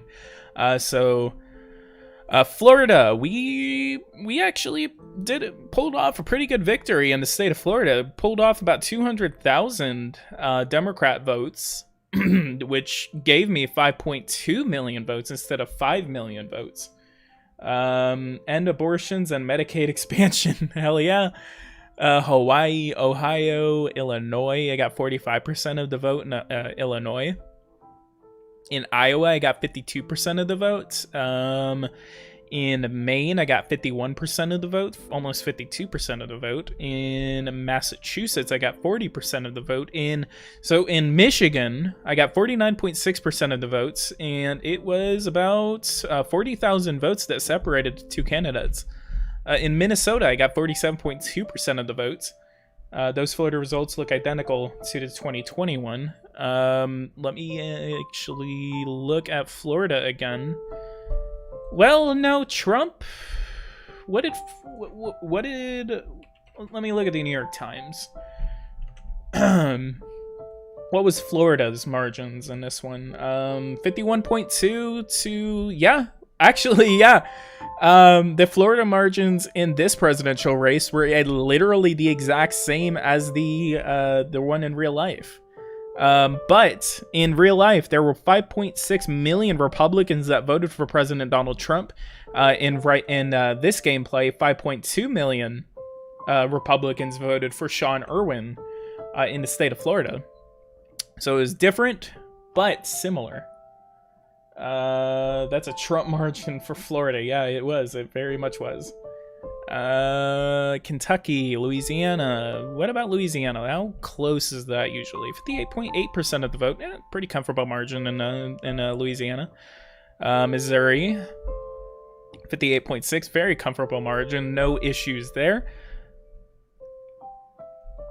Nevada. Nevada did not vote for me. Very narrow margin in the state of Nevada. Several thousand votes right now. 622,000 votes to 618,000 votes. In New Hampshire, again, close margin. 420,000 votes to 410,000 votes. New Jersey, New Mexico. New Mexico is actually pretty close. Look at that. If I could actually turn out about 100,000 people in New Mexico, I could probably... we're going to try that in my re-election bid. We're going to try to campaign a lot in New Mexico. North Carolina, 52.9 to 47.1. Way bigger than Trump's margin. In Ohio, 50.5 to 49.5. So that was about a point that separated the two candidates in the state of Ohio. Pennsylvania, 48.9 to 51.1. So, yeah, look at that. About 100,000 votes separated the two candidates in the state of Pennsylvania. Where did they get those ballots? Probably printed them. I don't know. Rhode Island, 36%. South Carolina, 57%. Texas, 62. Very, very. Look at that beautiful margin in Texas. 7.1 million votes over to 4.3 million votes in the state of Texas, even though I only turned out about 100,000 of these voters. I mean, these voters literally came out on their own. 7 million votes, again, in the state of Texas. Utah, 67, 38 in Vermont, 46 in the state of Virginia. About 300,000 votes separated the two candidates. Washington, 48. We did better in Washington state than we did in Virginia. Wow. And in Wisconsin, the state that gave us the victory, 50.3% of the vote to 49.7. 1.7 million votes cast in the Democrat's name and 1.7 million votes cast in the Republican name. It was about a separation of 49. It's about 22,000 votes, 23,000. Yeah, that's about 23,000 votes separating the two in the state of Wisconsin. That's isn't that about 2020 margins? We got, what is this? One in the state of Wisconsin, 1.7 in real life, 1.6 million ballots were cast in the name of Joe Biden, and 1.6 million were cast in the name of Donald Trump in the state of Wisconsin. However, Joe Biden was able to pull off a victory in 2020 in the state of Wisconsin, but the margin is basically the same. It's about 20,000 votes separating these two candidates. Wow, look at that. The political process is kind of accurate. All right. We are the president-elect of the United States. We're going to go ahead and go toward this. Let's go to this Thanksgiving Day parade. Yes, that sounds fun. Since we are not the president-elect, we're going to have to start role-playing through that. 48, 49, 50, 51, and 52. We're going to be going into the year 2029. We should now be president of the United States. Welcome to your first term as president. This is your office where you will conduct all your presidential responsibilities.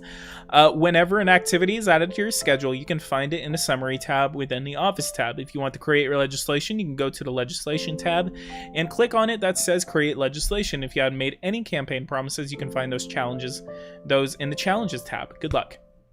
All right, let's go ahead and form my cabinet. We're going to We have a very liberal cabinet that we have from the previous administration, but we're going to go ahead and change all of this into a very conservative, more of a conservative administration. But in some instances, we can go a little bit to the liberal side whenever it comes to social ideologies. So this is going to be Secretary of State. So let's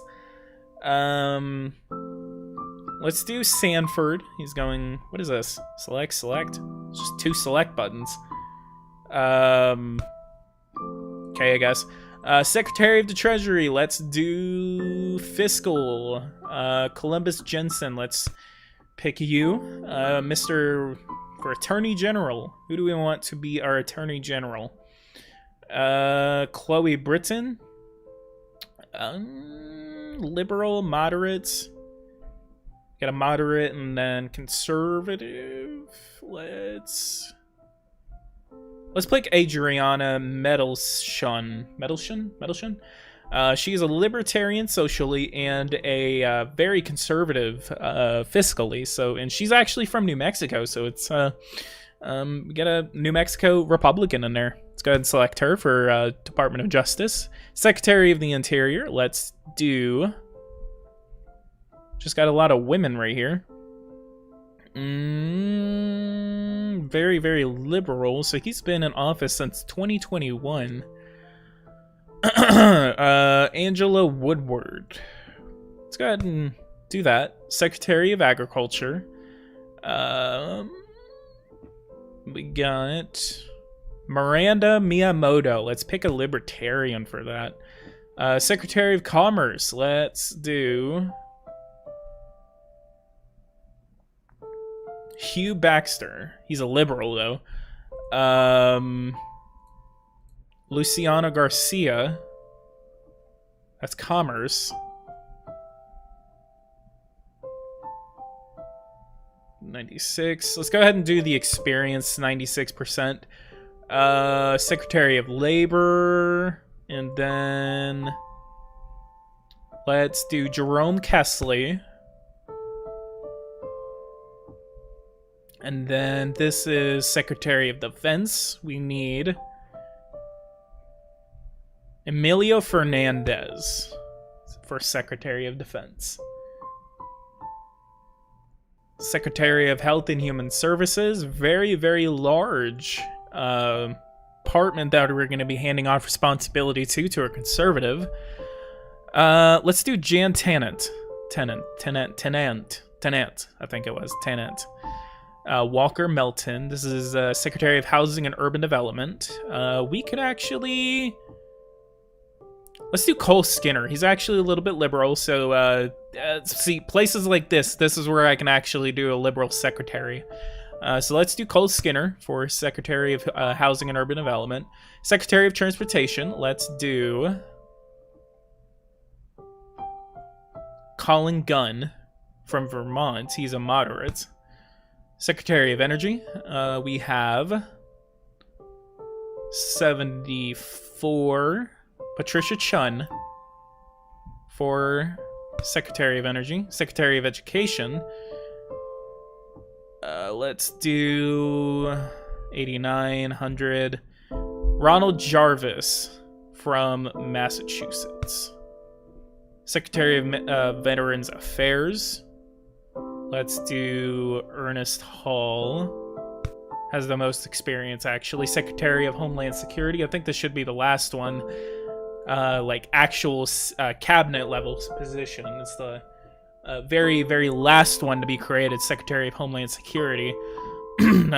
Which was created in 2001. If you can guess what event after it was created. Leah Nath, let's go ahead and choose you for Secretary of Homeland Security. So then we have Trade Representative. So I was right, it was the last one, as Homeland Security was the last cabinet level position to be created. Office of Trade Representative is responsible for developing trade policies and representing them to the president, and also is responsible for conducting trade negotiations. Let's do Devin Steele. This guy looks really mean. He's definitely going to get some good trade deals for us. Director of National Intelligence. Let's do...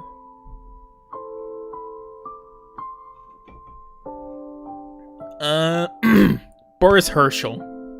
Most experienced there, and he's conservative. Ambassador to the United Nations. Trevor Mabry.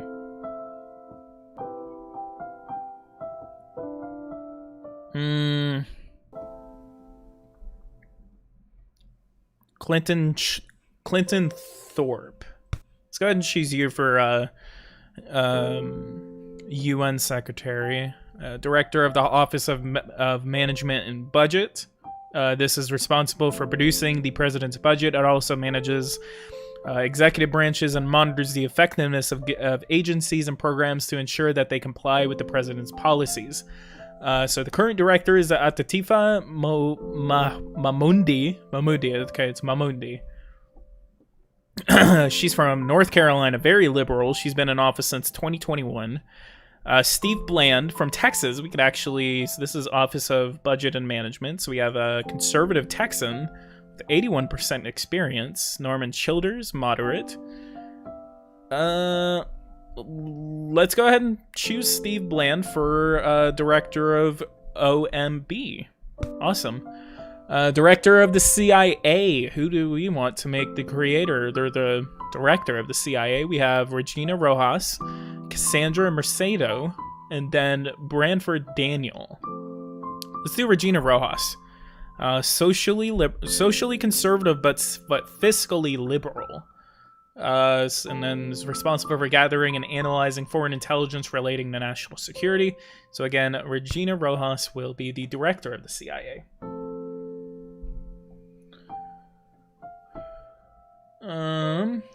Steve Bland is kind of bland, not gonna lie. Yeah, I know. Maybe we can actually change him later on. Maybe I can, like, have a turnover rate in my cabinet just literally as similar to President Trump's. Okay, so administrator of the EPA, which is the Environmental Protection Agency. We got Lucas Santos, Dean Sanders, and Danny Kaufman. Fiscally libertarian, but very conservative. 52% experience, no history at all. Let's do Dean Sanders. Administrator of the Small Business Administration, is responsible for assisting and promoting development of small businesses. One way it does this is through the distribution of small business loans. Felix Finch, we can go Felix Stu Briggs, 93, socially liberal but very conservative fiscally. And Arkansas, Cole McCabe.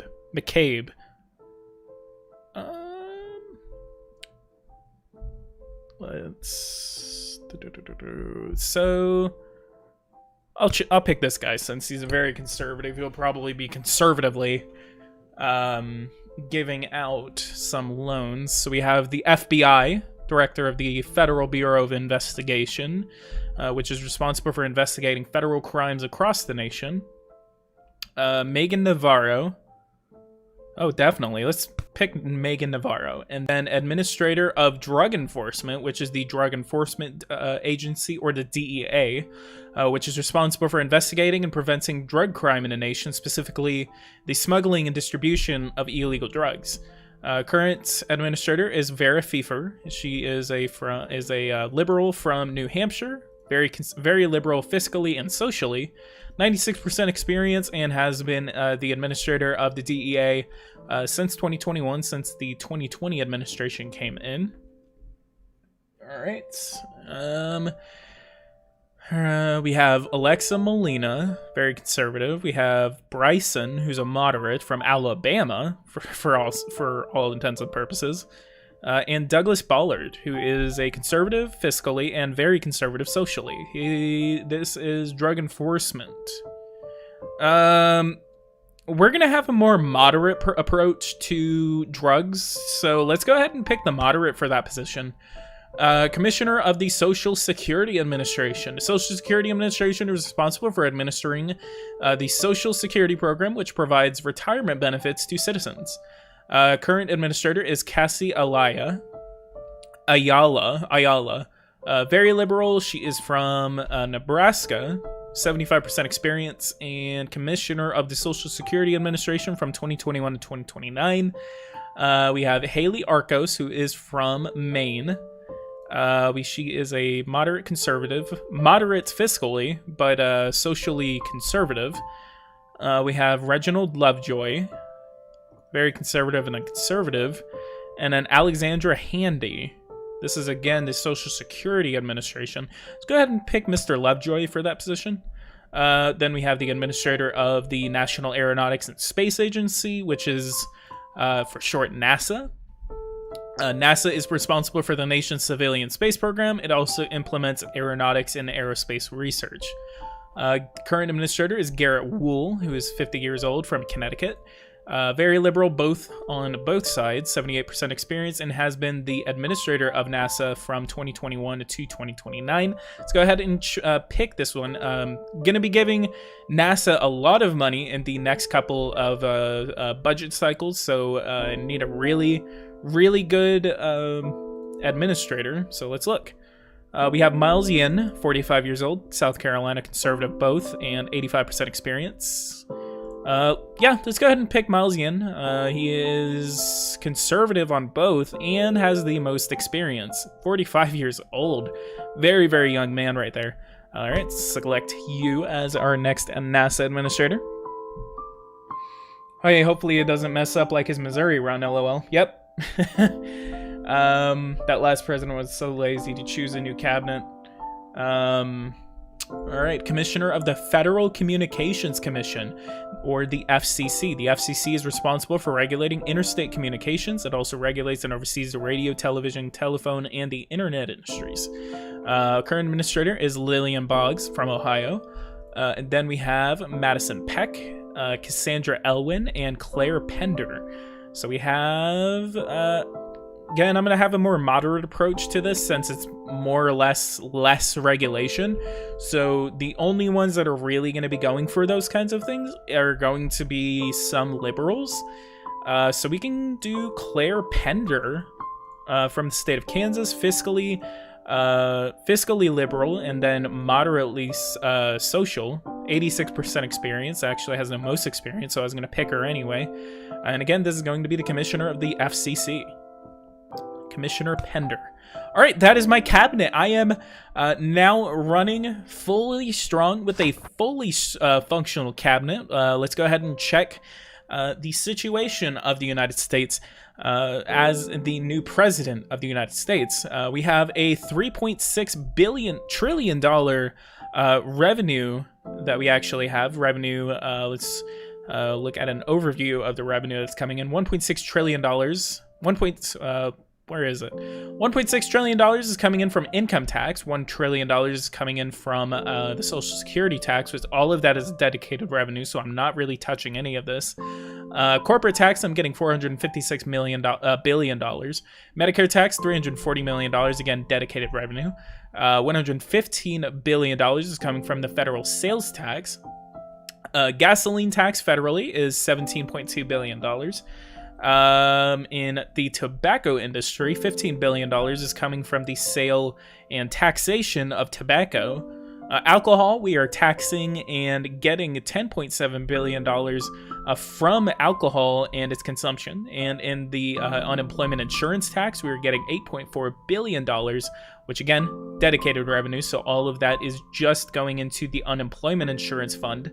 And in total, we are getting $3.6 billion. What I'm going to shoot for, I'm going to try to raise about $400 billion this year. I'm going to go ahead and go through the first year of, wow, it is 5:30. Maybe I can cut this short. $4.5 trillion. And the budget deficit is $580 billion. Social Security Fund, we are lacking about $352 billion, and we're about to run out of money. We're actually about a year away from running out of money in the Social Security Fund. Road Trust Fund, we are definitely in the negative. Treasury Fund, 2.2 billion, 2.8 billion, trillion. Keep on getting that wrong. Medicare, we need to fix the situation with Medicare. We need to fix the situation with Social Security. Are going to be some of my top priorities as president. Is this game on mobile? It is not. It is not on mobile. Let's go ahead and check on the laws of the United States. We have an income tax. We have no flat tax. We have a corporate tax, sales tax, unemployment tax. Social Security, we have earned income tax credits, we have a child tax credit, we have a gasoline tax, we have a tobacco tax, alcohol, renewable energy, blah, blah, blah, blah, blah. If we actually are making if we actually have this legalized, we could tax that. So that's going to be another way we can actually get some money. We need to get this budgetary situation down. Congress is going to be passing some good budgets. Let's go ahead and check what this next Congress is looking like. In the Senate, we are dealing with a Republican Senate. We should be dealing with a Republican Senate. We are dealing with a Republican House. This is a completely Republican government. 54 senators from the Republican Party against 46 senators from the Democratic Party. We have mixed senators from the states of Colorado, Iowa, Michigan, Ohio, Florida, and Maine. Maybe that's because we actually did some good performance in some down ballot. Actually, we did. So that means that our presidential win in the state of Florida helped flip the Florida Senate to the Republican Party. So we definitely need to be doing a lot of that campaigning in Florida whenever the next midterms come in, which is going to be in 2030. It's going to be next year. But yeah, we are dealing with also a Republican House. Politicians, let's see who the Speaker of the House is. It is Cerise Lowe from Oklahoma too. Let's go ahead and add you to my favorites. Jude Lee is a Majority Whip. And then Minority Leader is going to be Derek Bleak. And then Minority Leader for the Democrats. Let's go ahead and add you guys to my favorites.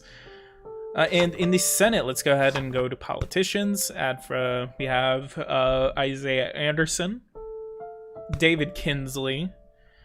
Add you to the favorites. And then Minority Whip for Democrats, Theodore Dew, very important. See, if I actually go back into the Senate, then I will definitely be able to be the majority leader. So that is an opportunity for me if I do not win re-election in 2032. All right, next day, create the federal budget. All right, let's go ahead and create this federal budget. I'm gonna go ahead and call it quits for today. All right. All right, we got quite a budget to create. This is going to be a very extensive go through of the federal budget. Got about $776 billion that we need to raise, basically. All right. Let's reduce the personal exemption to $4,000. So $772 billion. Fix all the things with weed taxes. Smiley face, yes. Maybe. I can. Wow, look at that. 40% tax on incomes above $400,000. Can we go for 42%?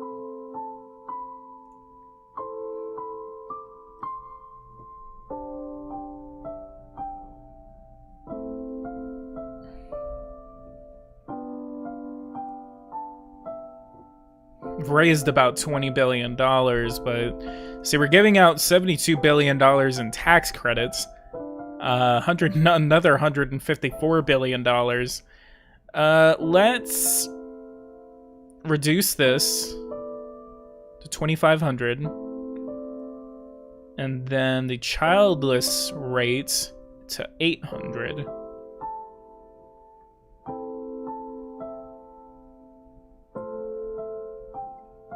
And 20% on the corporate tax rate, which basically just got rid of all the gains that I did on those tax increases.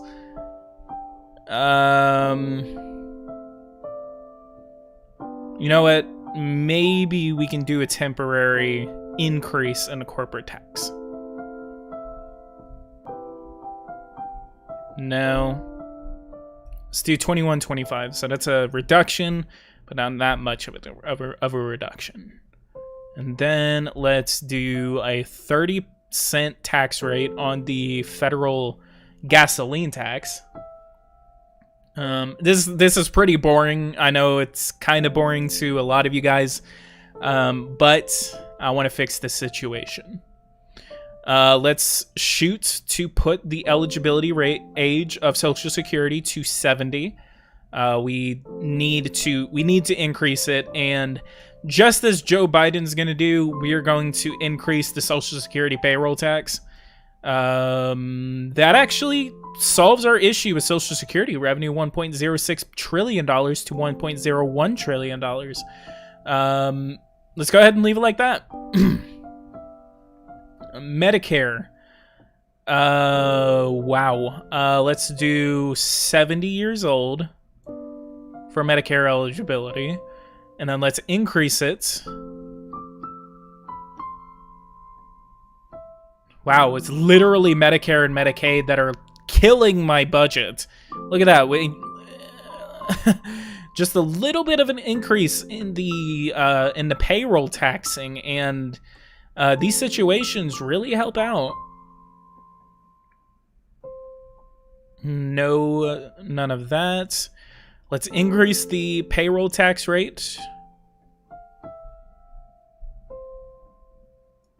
to unemployment.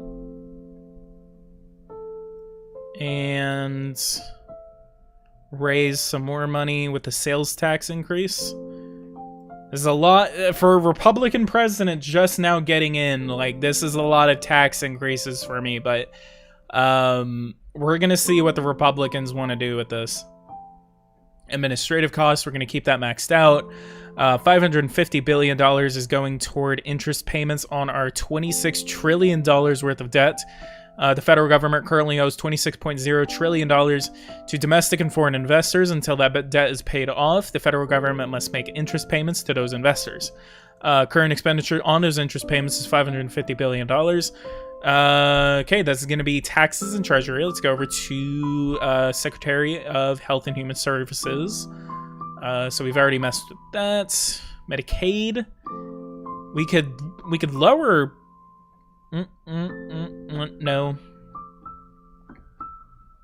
Let's go ahead and use some of the extra money that we have, sorta, to increase the benefits to Medicaid.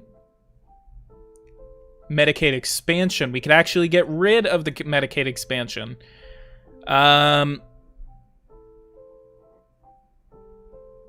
Could we? Should we? Should we get rid of Medicaid? Of the Medicaid expansion?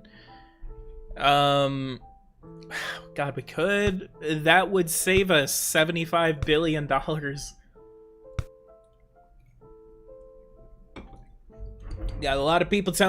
some people telling me to get rid of Medicaid expansion. All right, Medicaid expansion mandates that all participating states provide full Medicaid to any individual who falls within the eligibility rate. Without Medicaid expansion, states could limit who receives Medicaid. For instance, the state might limit Medicaid eligibility to children and parents. In Medicaid expansion, the federal government in the Medicaid expansion program, the federal government agrees to pay 90% of new expenses resulting from the expansion. Note, the Medicaid expansion eligibility is relative to the federal poverty line. A value above 100% indicates that individuals above the federal poverty line are also eligible for Medicaid expansion. So if I put that on true, we're doing it, or I could actually reduce the eligibility rating. So I could do it 20% above the federal poverty level, or I could do 15%. That's really cutting costs. I mean, I still have Medicaid expansion, so people are still able to get it, but there's going to be a lot of people that are going to be losing their coverage, which kind of sucks. But I think I could actually get them to improve the situation better to a point to where they are actually able to buy into private insurance. So the private insurance would go up, even though Medicaid expansion is going to be going down. So I could actually commit to that strategy. Let's go ahead and do that. So I'm going to keep Medicaid expansion, continue to pay the $39 billion that it costs. We have $137 billion left to go to, so I could actually cut $100 billion worth of expenses in other areas and then call that a budget. I think it's too early to ban Medicaid expansion, so yeah. $10 billion into foster care. The federal government provides 58% of that. So since we're going to be cutting a lot of that, let's go ahead and request $7 billion. Actually, let's do $10 billion in a social service program. So that's going to reduce the burdens on poverty. Budget request is, let's do $5 billion. And since the budget request is $2 billion, since I'm actually, okay, yeah, okay, so I am going to do $7.5 billion. We're going to keep it at that. National Institutes of Health, $33 billion. Health and Resources, HRSA, which helps provide access to healthcare for individuals who are uninsured. Let's actually increase funding to that. So since I'm cutting a lot from Medicaid expansion, I want to expand the amount of programs that I have available to take in those people. So that safety net is basically still there, but I'm still also cutting expenses. So I'm going to expand the HRSA, the Health Resources and Services Administration, which helps improve access to healthcare for individuals who are also uninsured. Well, actually, let's do $15 billion. 15. It's going to help. Payments to states for child supports. We have Refugee and Trans Assistance Program, CDC, SAMHSA. We have Substance Abuse and Mental Health Services Administration, and then the Food and Drug Administration. Let's do an additional $300 million to the FDA. Education. Let's go over to education.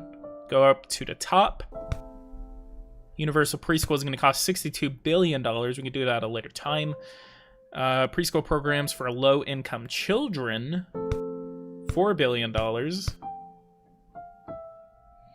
Education grants for low-income communities. We're going to leave that.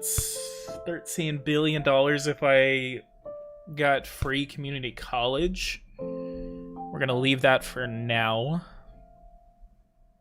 Grants for student welfare communities, school improvement grants. Office of Post-Secondary Education, impact grants. Let's go over to defense. Army. So I'm gonna kind of leave all of these as they are.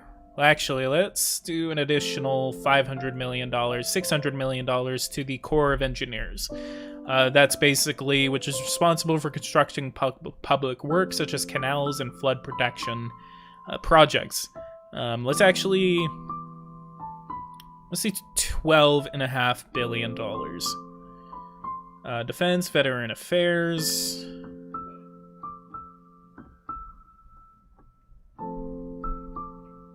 Military health care. Educational grants.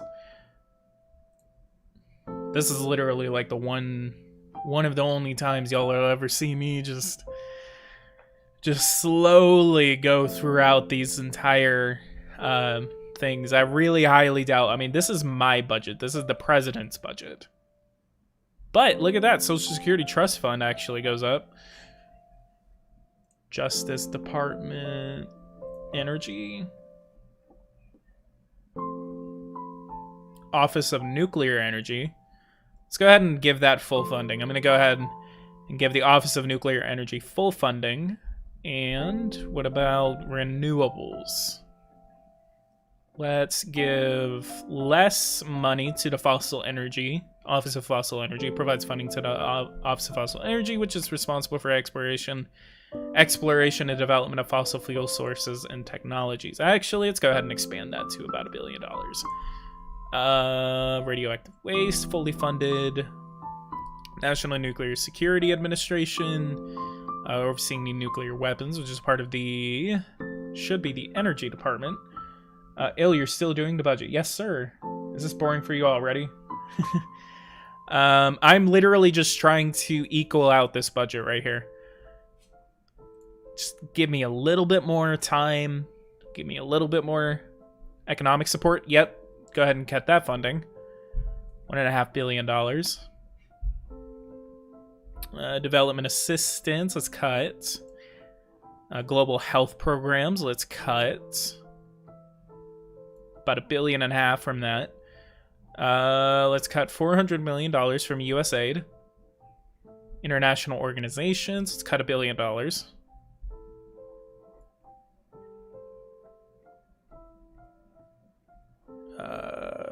Administrative costs for foreign affairs. Let's do $1 billion into that. Embassy security, construction, and maintenance. Let's go ahead and give them additional money. $3 billion. Administration of foreign affairs, diplomatic and consular programs. And let's do an additional amount of money into that. Which is responsible for granting passports to citizens and visas to foreign visitors. That's okay. Let's cut about $100 million for migration and refugee assistance. Independent agency, including the Peace Corps, which let's go ahead and cut about $300 million from that. International security programs, let's cut about $200 from that.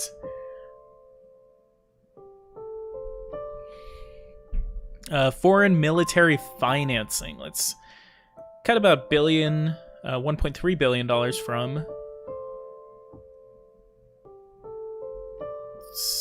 Multilateral assistance, multilateral development banks. Maybe let's go ahead. State Department. So that's State Department. Department of the Interior. U.S. Geological Survey. Environmental Protection Agency. Let's go ahead and give an additional amount of money to the EPA. Social Security. I've already kind of messed with it. Federal disability benefits. About $2 billion is going in over there. NASA. Let's give about an additional $10 billion to NASA. FCC, let's give you about $2 billion and other expenditures. National Science, Legislative Branch. Could actually maybe reduce that. Smithsonian Institute. Let's give you an additional $200 billion. Alright, I think this is going to be my federal budget for today. Border security. Let's actually give some additional money to Homeland Security. It's going to be border security. Let's give an additional $2 billion, $2.5 billion to border security. And FEMA, National Protection and Program Directorate, and Customs Agents. And let's go ahead and give an additional $600 million to ICE. Definitely not going to be getting rid of ICE anytime soon. If I was a Democratic president, maybe I would actually be doing the opposite of increasing that. But, alright, we're going to go ahead and submit this budget, $165 billion in the tank. So I'm going to go ahead and hand it off over to Congress, see what they want to do with it. We got about 6 different bills that have been submitted to the House of Representatives and 1 bill that has been submitted to the Senate. So let's go ahead and go to the next day. And getting a lot of money from election fundraising. So we got all of those granted. Most of those are making it out of committee. Senate Bill 1 passed the House. Some of these are actually really getting passed. Alright, message from the Speaker of the House regarding H.R. 1. I hope you'll not sign this into law. It's not right for our constituents. And Senate Majority Leader, I'm going to be honest with you, I do not like this legislation, except they just passed it just because they wanted it to pass. Or I wanted it to pass. Bill analysis. This legislation will produce a tax revenue of $2.6 trillion, an increase of approximately $71 billion. This is equivalent to increasing taxes by $334 per taxpayer, or expressed as a percentage, an increase of 3%. So this passed unanimously through the House, and one senator opposed it in the Senate. So as the President of the United States, I'm doing a big difference. So let's go ahead and support this. Pass that, and should not be able to get it back. Hey, what's going on, Beach? Welcome to the live stream. Looks like all of the moderate Republican caucus, the Republican Conservative Committee told me to oppose it. Support H.R. 1. Even so, wow, okay. Maybe I can caucus with the moderate Republicans. Let's see what my relationships are right now. All of the Republican Congress likes me, including all of the Libertarians. Or just like, we have a Republican president, let's go ahead and support his ass. Need-based preschool, Senate 1, eliminates the program. Wow, oh, did I? Reduce the expenditure by $8.4 billion, which is approximately 0.2% of the federal budget. It will decrease access to preschool by 1.1 million people. Studies have shown that access to preschool improves cognitive development. Maybe I can actually replace it with free. But just to cut it right now, I really need to just save as much money as I can. So I'll take whatever they need. Increases the Medicare payroll tax from 1.45 to 2.5, and it increases the Medicare eligibility age from 65 to 68. Let's see if we can actually equal it out on here. This legislation will cost $757 billion, it's actually a decrease, and provide 56 million retirees with access to healthcare. It will bring in a tax revenue of $572 billion. Compared to the current policy, this legislation will decrease expenditure by $166 billion, increase tax revenue by $240 billion, and decrease access to healthcare by 12 million retirees. Hopefully that doesn't cost me the re-election bid that I'm going to go for, so let's go ahead and support. So who wanted me to oppose that, actually? The Republican Conservative Committee, the Socially Conservative Democrats, and the Moderate Democratic Coalition wanted me to oppose it. But the Moderate Republican Caucus actually wanted me to support it. Social Security is on my desk. Increases Social Security payroll tax from 5.1 to 5.45, and increases the Social Security eligibility rate from 66 to 70. And then Commissioner on the Social Security Administration testimony on it is this legislation will cost $1.01 trillion, 22.3% of the total budget, and provide 48.2 million retirees with Social Security. It will bring in a tax revenue of $1.05 trillion, which equals out. Yeah, we equaled out Social Security in the first try. Compared to the current policy, this legislation will decrease the expenditure by $348 billion, increase federal tax revenue by $67 billion, and decrease access to Social Security by 16 million retirees. It is estimated that without Social Security, nearly 40% of retirees would live in poverty. With Social Security, that number is reduced to 10%. This legislation will decrease access to Social Security and then increase the number of retirees living in poverty. But let's go ahead and support that legislation into law. And then gasoline tax. This is $10 billion. Well, produce an tax revenue of $28.04 billion. So that's great. It's going to be the first increase in a federal gasoline tax in a while. Let's get an F in the chat for those 16.5 million retirees. Man, yeah, F in the chat. And then testimony from the Health and Human Services Committee. This legislation will cost approximately $268 billion, which is equivalent to 5.9% of the total budget. This legislation will decrease expenditure by $31 billion. This legislation will provide health care to 37.9 million people, which is about 10% of the population. That's a decrease of 3.2 million people, or 0.9% of the population. Almost 1% of the population is losing benefits. Literally just like the first time I get into office and I just start cutting benefits to everyone. This is like a textbook Republican presidency. Unemployment insurance finally on my desk. Tax revenue $21.1 billion. Support. Literally most of my budget just got passed. All right. Guys, if you guys like this, go ahead and leave a like, subscribe to the channel if you are new. If you guys want to see more political process content, definitely hit that bell notification icon if you want to see more of this. Definitely will be continuing this presidential campaign. We'll be running for re-election in 2032. We have a Republican Congress at least until 2030. So we're going to be able to get a lot of things passed. We definitely use this Congress to our advantage and got a very good consensus passed throughout Congress. We are 44 years old and we are one of the youngest presidents in the United States. 44 years old? I think Jack Kennedy. How old was Jack Kennedy whenever he was elected to the presidency?